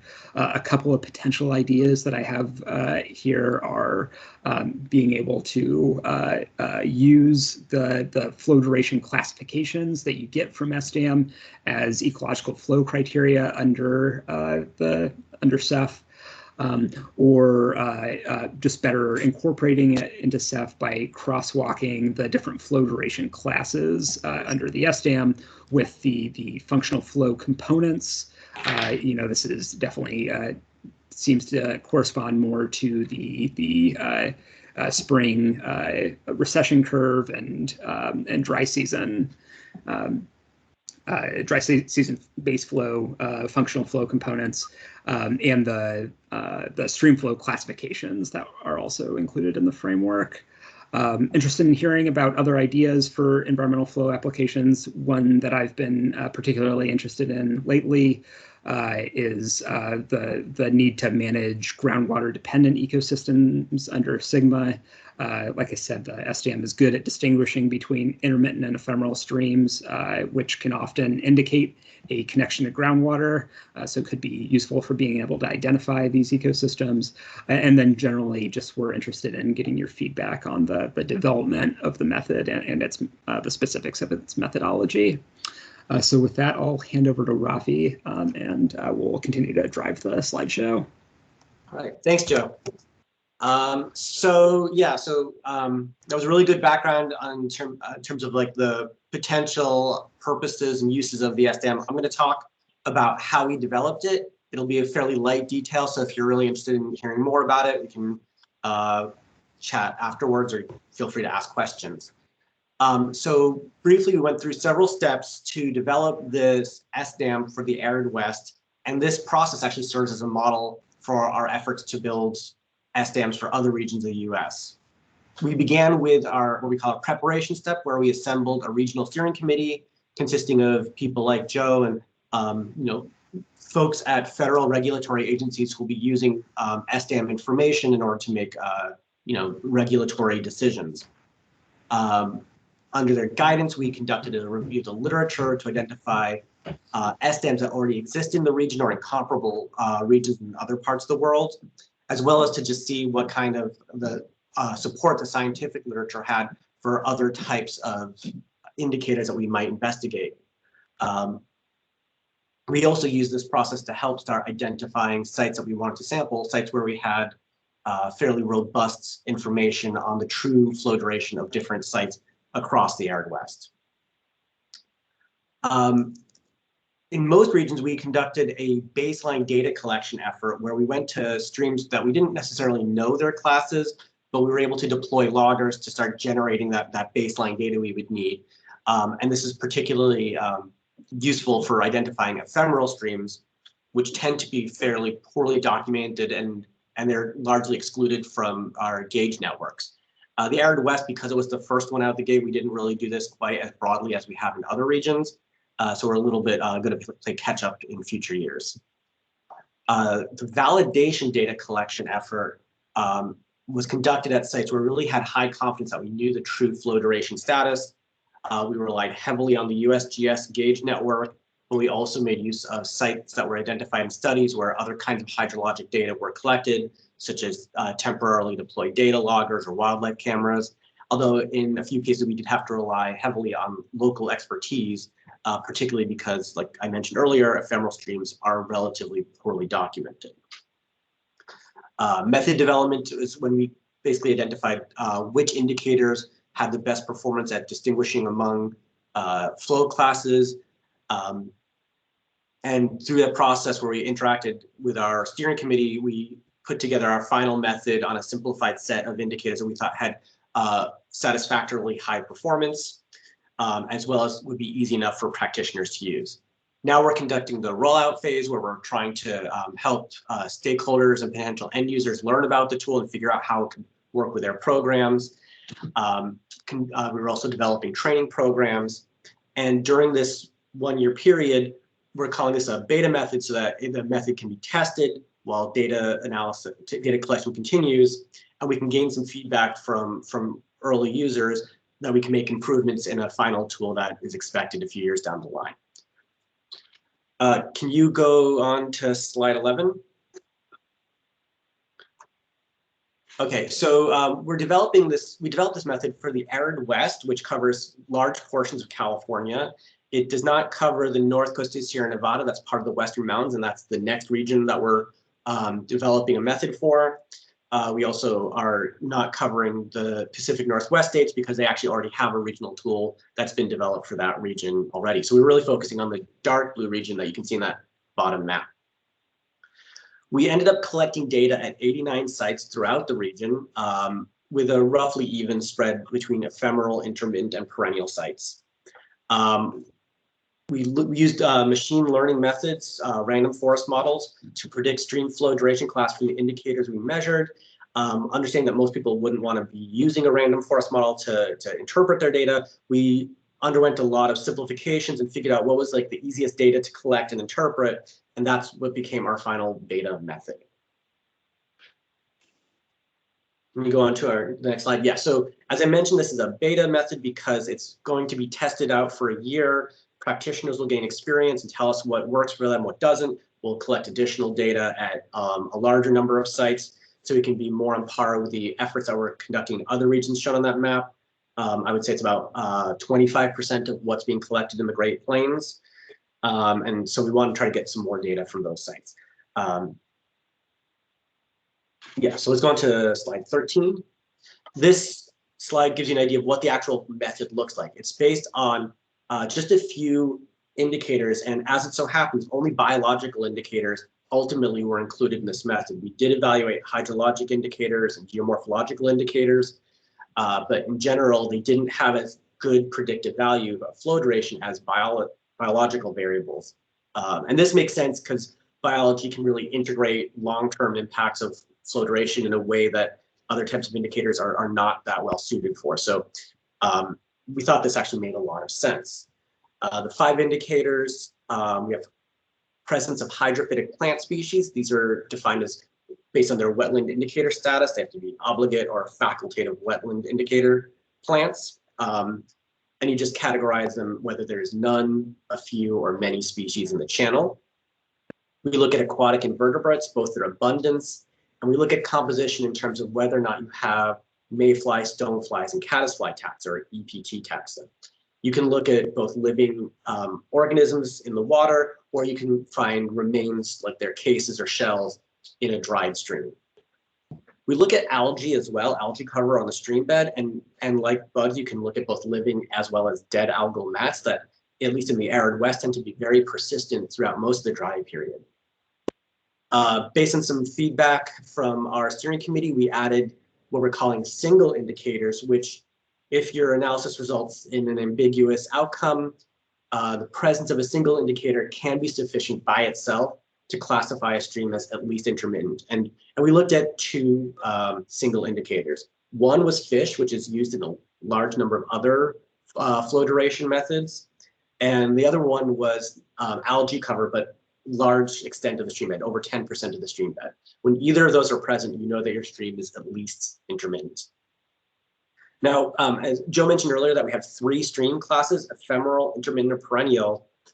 But we knew that our method had some uncertainty when it resulted in some of those classifications. And as a result, we actually decided to have 5 possible outcomes for this method. So in addition to those classes, we have one class called at least intermittent, which means you're not sure whether it's perennial or intermittent, but you can rule out ephemeral. And typically that's sufficient for a lot of management decisions. And then the final category is need more information. And this is when either you can't distinguish between ephemeral or intermittent, or there's some combination of indicators that are just hard to interpret because they're relatively weakly expressed. And there's a lot of potential combinations on this table that result in need more information, but it's actually a fairly uncommon result when you look at real sites with real data. You can find those in some streams that are sort of borderline between intermittent and ephemeral, like streams that have fairly extensive groundwater influence but rarely have surface flow. Or you can find it in severely degraded systems where your benthic macroinvertebrate communities have been eliminated due to poorly treated wetland wastewater effluent or things like that, or certain kinds of concrete channels. Slide 14, can you go on to the next one? So we've developed a user manual that outlines the entire process for collecting data. It's fairly extensive, although the protocol itself is, I would describe as reasonably quick to do in the field, faster than your standard bioassessments, typically under an hour per site. We walk through the process of collecting data, interpreting the data. We provide some guidance for helping people identify aquatic invertebrates, understanding that a lot of the end users are going to have little experience with that. We also have glossaries that provide some information and a number of helpful resources for learning, how to get additional information to support your classifications. The end result was a method that was 81% accurate in classifying ephemeral versus intermittent or perennial streams. This level of accuracy was a little lower than the Pacific Northwest method, which is another reason why we want to try to gain additional data collection through our beta period. Overall, the method was less accurate in distinguishing intermittent from perennial streams. That seems to be a fairly challenging task for these methods to do. Next slide is, I forgot to mention, we also developed an online reporting tool that can help generate some standardized reports in a format that people can include with permit applications that helps interpret all their data for them. We've developed a training hub that includes videos that include both webinar footage as well as field footage to help people learn about the method. We also have some testing material to help the trainers as well as sample agendas. And these are all hosted on a website at SWRP, which is independent from the EPA's main hub on streamflow duration assessments. Next slide is the status of other parts of the country. Like I said, we're in our rollout period for the Arid West. The next method up is the Western Mountains, which again includes significant portions of California. We are in the data analysis stage. We're largely going to follow a similar protocol to what we followed in the Arid West, and we should have that method out in late summer or early fall. Data collection is nearly complete in the Great Plains and is sort of midway through in the Northeast and Southeast, and Alaska and Hawaii are sort of the next regions that we're targeting. So as we just mentioned, we are continuing data collection in the Arid West during this beta period, and we're going to be releasing the Western Mountains method again as a beta version in the fall of this year. I think this last slide comes back to the topics that Joe talked about, so I think I'll just let it open it for discussion and hear what people think about potential uses of this for the CEFF framework. Right. Is that big enough for everyone to see? It's easier for me to take notes if I don't have it on presenter mode.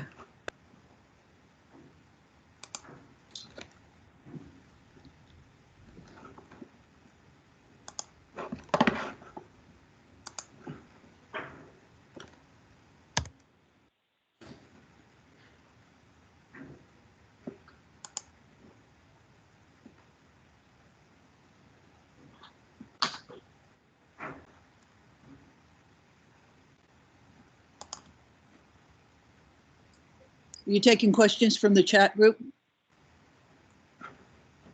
Yeah, happy to take questions verbally or from the chat, whatever works best. All right, I can facilitate some of those. So we have a couple here.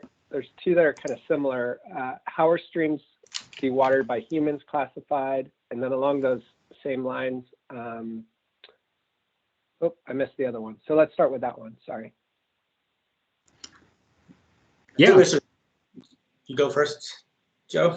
Oh, sure. Yeah. So SDAM does not treat streams which are either naturally non-perennial or unnaturally non-perennial differently. And for this Arid West method, it is wholly based on the biological indicators which are responding to flow duration. So yeah, no, it does not distinguish between streams that have become artificially intermittent or perennial or ephemeral. I will add for method development, we excluded sites from calibration when we thought that the change in flow duration had occurred recently. If it happened like 20 years ago, we would include it. Typically, you will see some indicators lag in terms of their response. Like it can take decades for some hydrophytic vegetation to die, although most will probably disappear relatively quickly. Okay, so next question is, how does the jurisdictional determination deal with artificial watercourses, ditches, and augmented or dewatered streams? All right, I think that one's more for me. So to start, the SDAM is not intended to be a standalone jurisdictional determination. That's something that we try to reiterate a couple of times in our outreach materials and on the website. So jurisdictional determinations, especially ones that might exclude aquatic resources from Clean Water Act jurisdiction, need to be supported by multiple sources of information, including aerial imagery and long-term flow records if those are available. So an SDAM can support a jurisdictional determination by determining whether a stream would be excluded from Clean Water Act jurisdiction under the new Navigable Waters Protection Rule, which categorically excludes all ephemeral streams and stream channels. The converse, so if a stream was found using the SDAM to be intermittent or perennial, does not guarantee that it is jurisdictional. Under the new rule, those intermittent and perennial streams to be jurisdictional do have to have a typical year surface connection to a downstream traditionally navigable water. So an SDAM alone is, generally speaking, not adequate to make a jurisdictional determination and requires additional information. Okay, did I address that question? I think so. We can ask Greg, did you have any follow-up question to that response? No, that was great, thanks. Okay, Okay, the next one is a little bit of a longer one, so I'm going to break it into two parts. The first part of the question is basically what does SDAM bring that is not already there with some of the determinations from like Department of Fish and Wildlife on the first, second, third class stream definitions or the USGS classified streams that are already mapped out? Yeah, I think it's kind of a broad question, but I think it kind of goes back to the difference between a rapid assessment, which provides current site-specific information, and some of these other data sets. And I'm sorry, I'm not familiar with the Department of Fish and Wildlife classification system that may be based on mapping work or hydrological models. The SDAM is based on field indicators and can provide information on streams that may or may not appear as blue line USGS streams. Rafi, do you have anything to add to that? I mean, I think you kind of covered it. It's empirical, it's field-based, it tells you about current conditions. I imagine that in general, you'd probably want to use both sources of information in tandem. I don't think there's like, one is better than the other. But this does have some utility where, map-based approaches don't work. For example, unmapped streams or streams that have undergone changes. So you could also look at it from the desktop analysis prior to going out in the field and evaluating it, would be looking at your maps and other information, and then you're confirming that or changing that determination based on what you see in the actual field. Yeah. The second part of the question, we kind of addressed a little bit. I think it's probably a broader waters of the state question or navigable waterways. When you have a lot of diversions that have taken place historically over a period of time in perennial streams, and they're now shifted from, because of the impact of human use, it's been shifted more from a perennial to an intermittent or an ephemeral based stream. How do you take that into account, especially in situations where they've gone out and potentially renamed a stream to something that even, like say it was wet stream and now it's dry stream?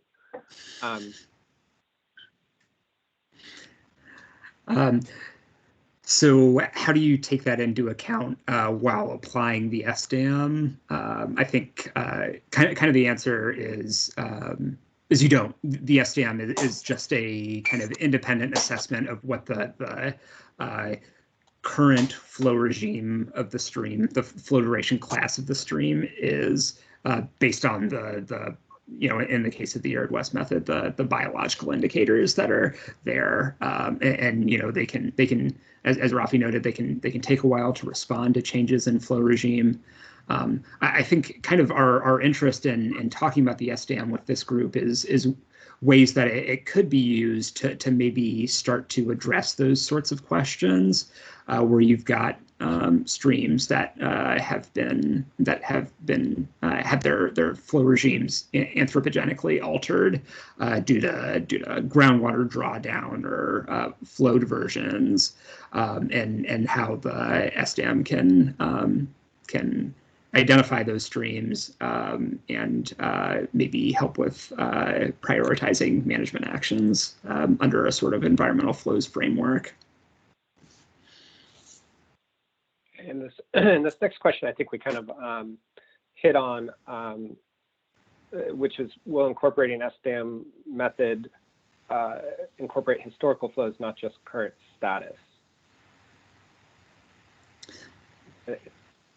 Yeah, so to some extent it will, in that it relies on these biological indicators that are responding to at least a near term historical flow regime.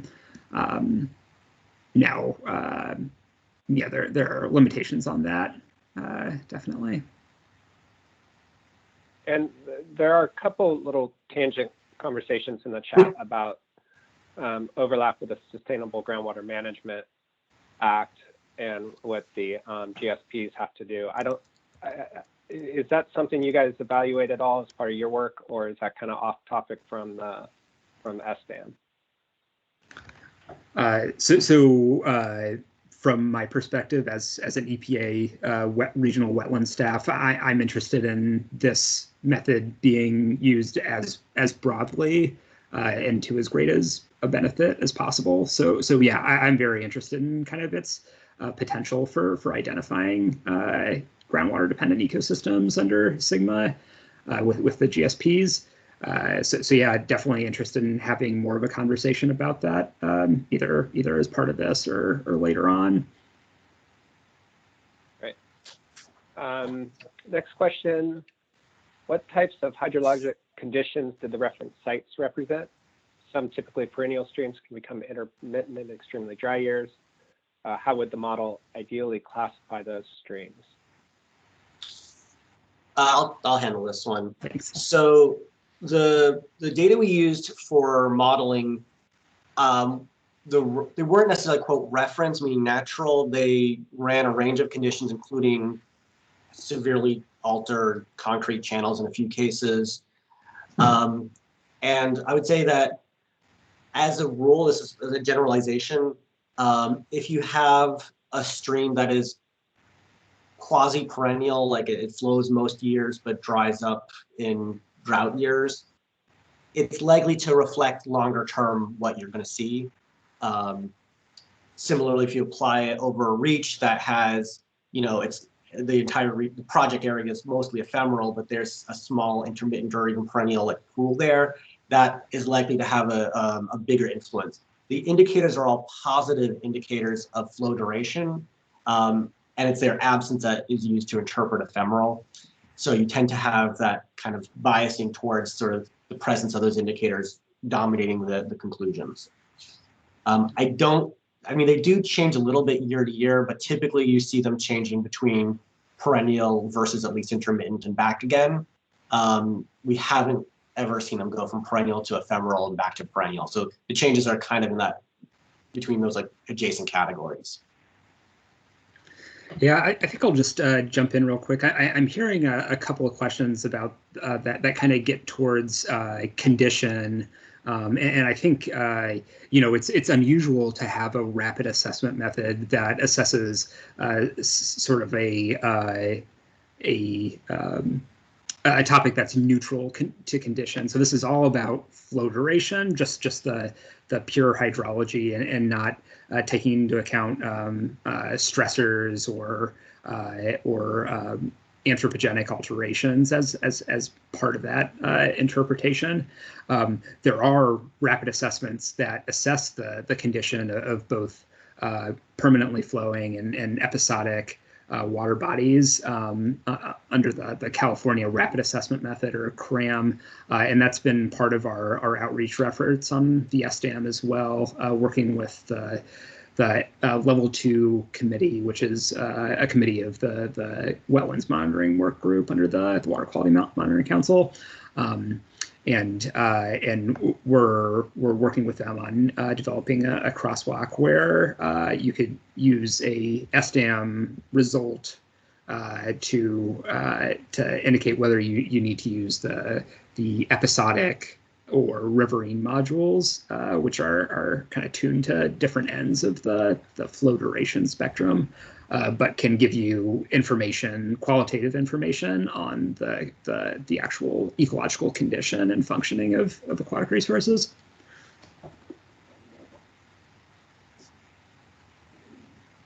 Okay, so the next part kind of on that, and I think you guys kind of addressed it, is would you expect the indicators to respond to the previous winter or more typical flow duration? So more short-term or long-term? More typical long-term conditions for sure. And yeah, I expect it would probably be different. Sorry, I was just going to say I expect it, might be different for some of the indicators for hydrophytic vegetation. You can probably expect that to persist for quite a long time. whereas some of these indicators might exhibit more year-to-year variability. Mm-hmm. Next question is a little bit more site specific, so I don't know if it can really be addressed here, but and we may need Vivian to kind of chime in a little bit, but how can the flow study on the Scott be used as a model to inform the development of your multi-agency project as being the best available information? How can the Resource Agency AB 1492 model on Campbell Creek be used for the same? I don't know if you guys are familiar with either of those. Not enough. Okay. I believe that the Scott is a perennial stream from my experience, but no, I'm not familiar. Okay. And then the last one is just a general note. Reports are about, available. Oh, go ahead, Vivian. Yeah, the reports on the flow study for the stream, which Dan Schultz said at one time to us was, you know, it's considered a draft, and so we couldn't use it. The board couldn't use it. Well, if it's the best available information, then it is the best. To study on Campbell Creek, the 10 mile north of Fort Bragg, used a variety of assessment methods specifically for forestry, to like LIDAR and overflights or on the ground, you know, to determine what was best for the stream. And it was, you can see from the final report that it was never completed. They did some good study, but they need more information. Then those money went for something. Those final reports are available. Yeah, Yes. so I think, Vivian, is that a little bit more on the in-stream flow side of things versus the evaluating flow duration for classifying waters of the state?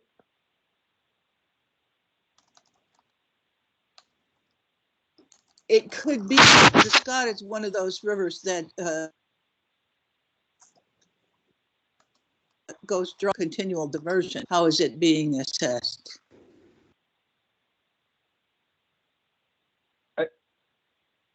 Does your guys' model go up into that part of Northern California, or is it more focused on areas south and east? Yeah, so I think both of those streams would be in the Western Mountains ecoregion, as is currently defined. So it wouldn't be covered by the beta Arid West method that was released earlier this year. But we are expecting to have a beta Western Mountains method that would cover that region later this year. I like this discussion too, because it kind of gets to the idea of contrasting the SDAM, which is a fairly coarse assessment of just this one environmental flow attribute, with the more data intensive assessments of single water bodies that have been done kind of under an environmental flows framework. And I'm really interested in kind of exploring the ways that SDAM could kind of complement those. For instance, if you have, like a large main stem river that is still sustained by its tributary network, having an understanding of where the intermittent and perennial streams are, tributary streams are relative to the ephemeral streams, might help inform some of these management decisions, because it could tell you, potentially what parts of the watershed are providing these sort of sustaining flows through the dry season, and which parts are really only contributing flow immediately after precipitation events because they're ephemeral streams. Just kind of an example of a way that this could potentially complement these more data intensive efforts. Okay, thank you. So the next is more of a comment than a question. And it's just a note that USGS streams are mapped based on crenulation models that build contours. Proximity and shapes of contours determines likelihood of the stream. drainage basin area, and the precipitation is used to determine the blue line expression, but these need ground truthing to actually determine their flow duration, which is kind of where your project picks up on that effort. Next Yeah, absolutely. Thanks. question is for macroinvertebrates, what is the taxonomic resolution for number of taxa? How are you accounting for the life cycle duration of the invertebrates? Okay, so I can answer that. When we did our development protocol, we were doing field-based family level identification, and we recognized that this was going to be a major challenge for a lot of end users. And so we kind of tried to see how can we, and that ended up being a very important metric in our machine learning model. And we're like, okay, so how can we simplify this in a way that will reduce the burden on people who are less familiar with benthic macroinvertebrates? So we ended up with just taking presence or absence of EPT taxa, so you don't actually have to count them. You just have to recognize, is there any EPT taxon in the stream channel? You have to count individuals to know the abundance, but it's basically getting at, just a few versus, more than 20. In terms of life cycle, we are only concerned about aquatic life stages. So generally, for many taxa, that's just a larval or pupal phase, but there are some that are adults. But you wouldn't look at, say, an adult dragonfly. That would not count, though, because you're not really sure where they're coming from. They have fairly wide ranges. So really just focus on the aquatic life stages.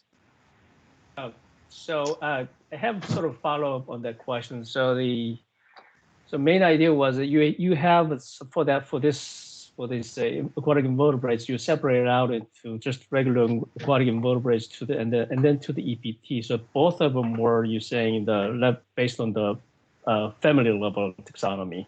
Am I correct on that understanding? Well, the first question isn't even based on taxonomy. It's just how many individuals you have. Okay. And then the second one is order level taxonomy of EPT taxa. And it's just presence absence? Just presence of any EPT taxon. And it can be, yeah. Okay. So the number 2 is the number of individuals you found. Correct. Number of individuals. Okay, regardless of the taxa. Yeah. Okay. Yeah. So the question about the aquatic, basically the length of the duration of the invertebrate is life cycle duration is based.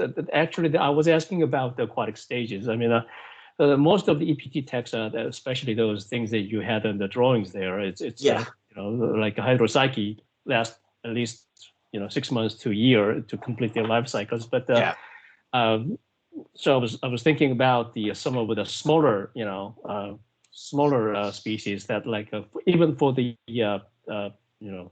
Plecopteras or the stoneflies, you can find them in the most of the time in the more of the permanent streams or perennial streams, but they do actually move into ephemeral streams, especially these or ephemeral or the intermittent streams.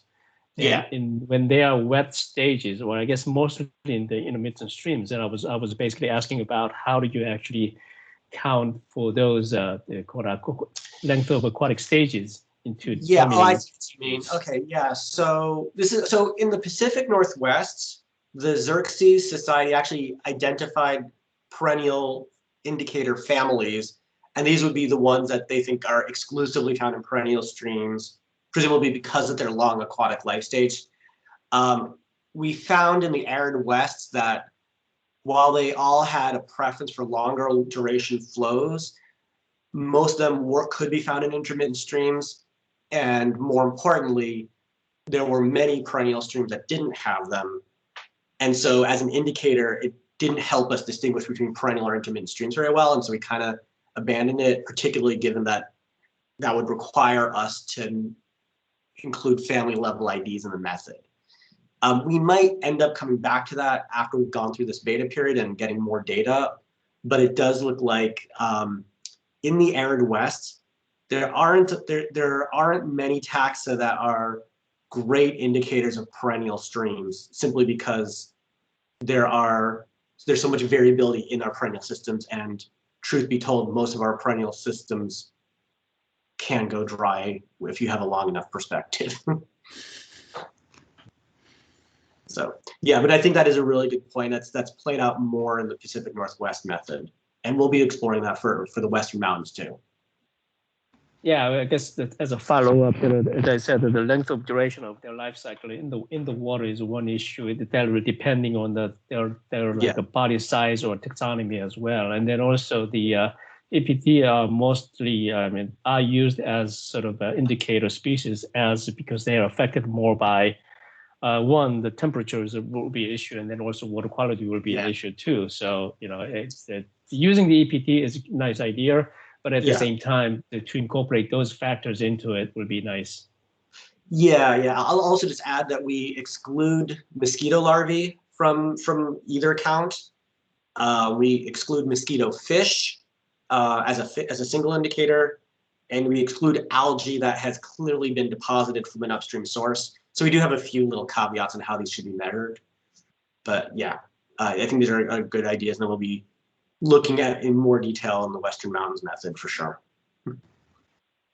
Well, also in terms of using algae as, I know that you guys are using the cover of algae as one, but also there might be some taxa that's sort of tolerant to the dryness or the prefers for the more of a perennial wetness as well. So that could be another thing you might be able to incorporate into this determining factor. I will say that is a topic I really wanted to explore very badly, but we thought it was the challenge in trying to get those identifications would sort of knock it out from consideration eventually. So we didn't actually end up exploring that too closely, but I would have loved to. Yeah, we can continue on. Yeah, please. I would love to talk more about that. Okay, so that brings us to the end of our questions and comments in the chat.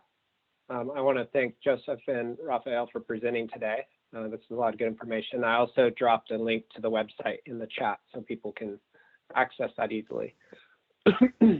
Thanks for having us. I will send you guys a copy of my slides if you don't mind disseminating them to the group.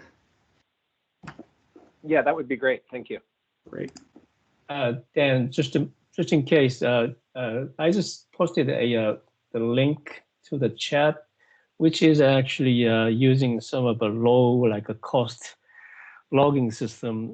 There might be some modification needed, but to try to figure out the intermittency of the flow, you can just deploy it out, send it out, and then it does like automatic logging, and then once it closes the circuit of the board itself, then it will tell you the time, and then like a time period that becomes wet, and then the cuts off the circuit when it's dry. So hopefully that can be used for some other purposes.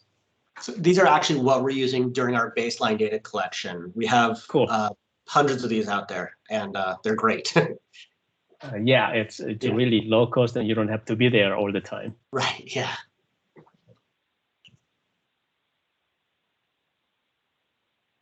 All right, thank you guys. So next up on our agenda is kind of the round robin updates. We have a time check here. We have about 17 minutes left, and there was also a request to talk a little bit about drought efforts. So I think maybe we can move to focus in on, for the round robin updates, drought related updates from participants. And then I also just want to add for agenda item 6 while we're here is we can add to the August 10th meeting, we'll actually add a drought agenda item so we can discuss that at that meeting as well. So I guess I can start for at least water rights efforts. Right now, we're working heavily in the Russian River watershed, both through TUCPs as well as evaluating the need for emergency regulations, and in the near term, sending out notices of water unavailability to junior diverters. We anticipate those notices will be going out next week. And kind of going from there, we're also actively monitoring the Scott River as well as efforts in the Bay Delta watershed as well. So I don't know if anybody else had in the group had additional drought updates of work that they're doing, or if folks had specific topics that they wanted to discuss.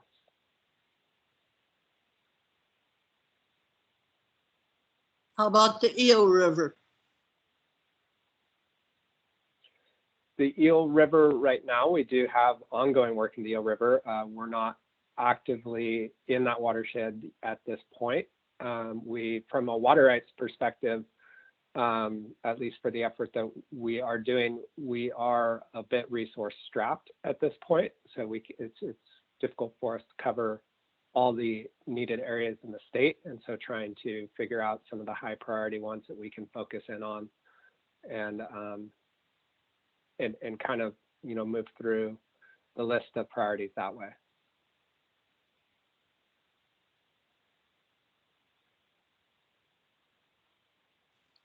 The Eel River estuary is really in need of care. Okay, I'll mention that, you know, as another spot that potentially, when resources free up from some of these other efforts, that we can start to evaluate and look into from a water availability standpoint and notices. Thank you.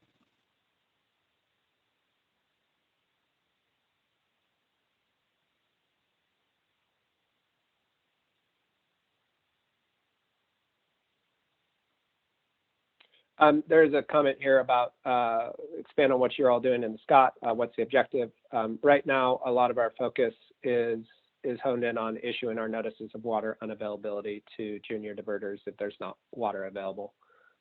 We anticipate, based on hydrologic projections, that will start to happen in the Scott sometime in, I believe, June. But I don't work, so I do kind of give a broad overview, but I don't really work much in the Scott or the Bay Delta, so I'm not necessarily the best person. But Felice, I know you know our water rights coordinators that focus in the Scott, and you can always get an update directly from them. But you know, water rights core objective is managing priority water rights. There was, I haven't had a chance to fully read the emergency or the drought proclamation that came out earlier this week or yesterday, for what that means in other areas. But you know, for the Russian, we are evaluating how to protect some of the TUCP flows in that watershed. But from just the standard authority for water rights, it's really looking at protection of priority water rights.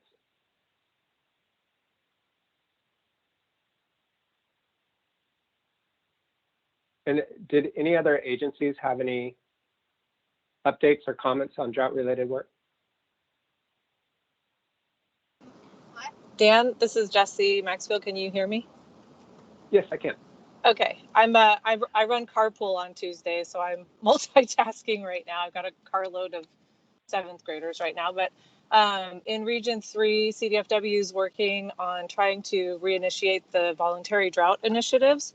So David Hines and I have been pulling together some folks to try to see if we have any willing participants in the Russian River watershed, and we have a meeting with the Coho partnership on Thursday morning to talk about some promising leads that we have for the voluntary drought initiative. So other things happening, but that's kind of the most exciting stuff going on in Region 3 right now. Thank you, Jesse. Any other updates?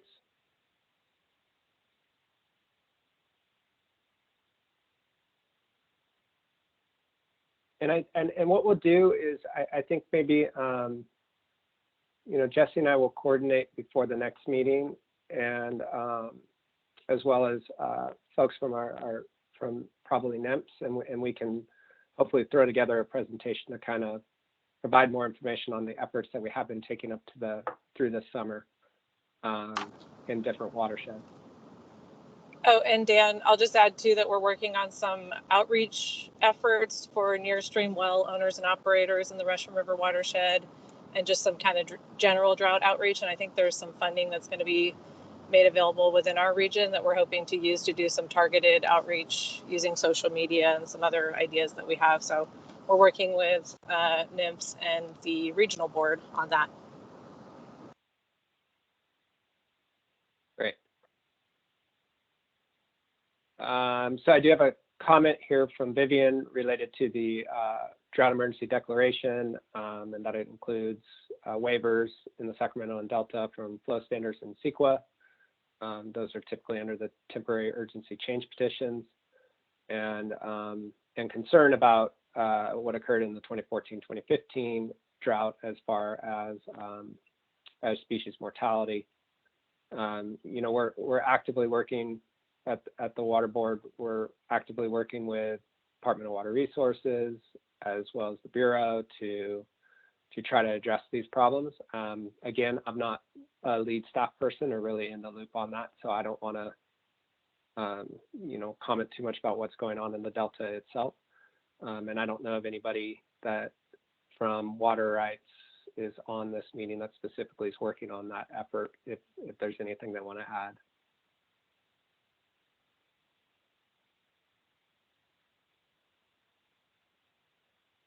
Okay, and then the next question in chat is, when is the final CEFF anticipated to be posted?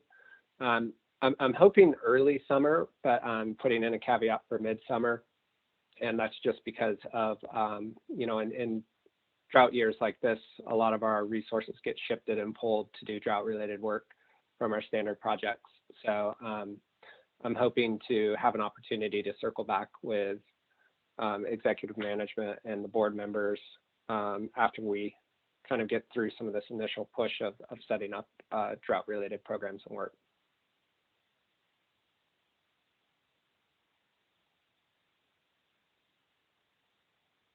Okay, so any other updates at this point from anybody?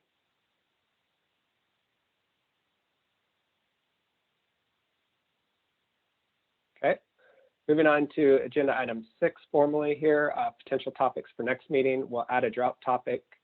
Did anybody else have any topics that they would like to have included for the next meeting?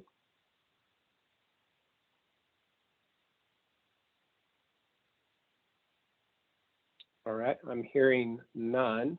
You can always email me at any point between now and then with any topics you're interested in or would potentially you know, like to present on or discuss, and we can work to incorporate those. That's pretty much all I have. And as far as wrap up and action items, we did have a couple action items. Number one is, as soon as the CEFF is finalized, we will post it on our websites as well as send out a LIRIS. So you'll know when that comes out.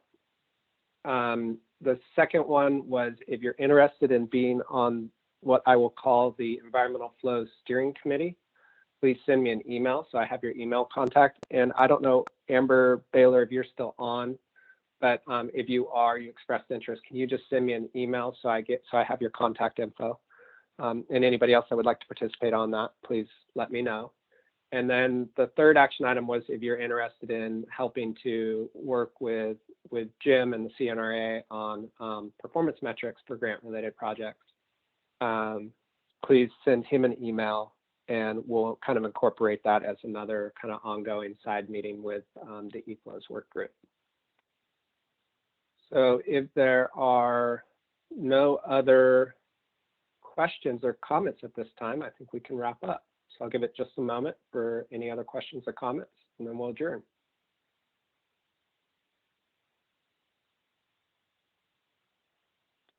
All right, I'm hearing none. So thank you everybody for your participation, and have a good rest of your week. Thanks, Dan. Thanks, Dan. Thank you.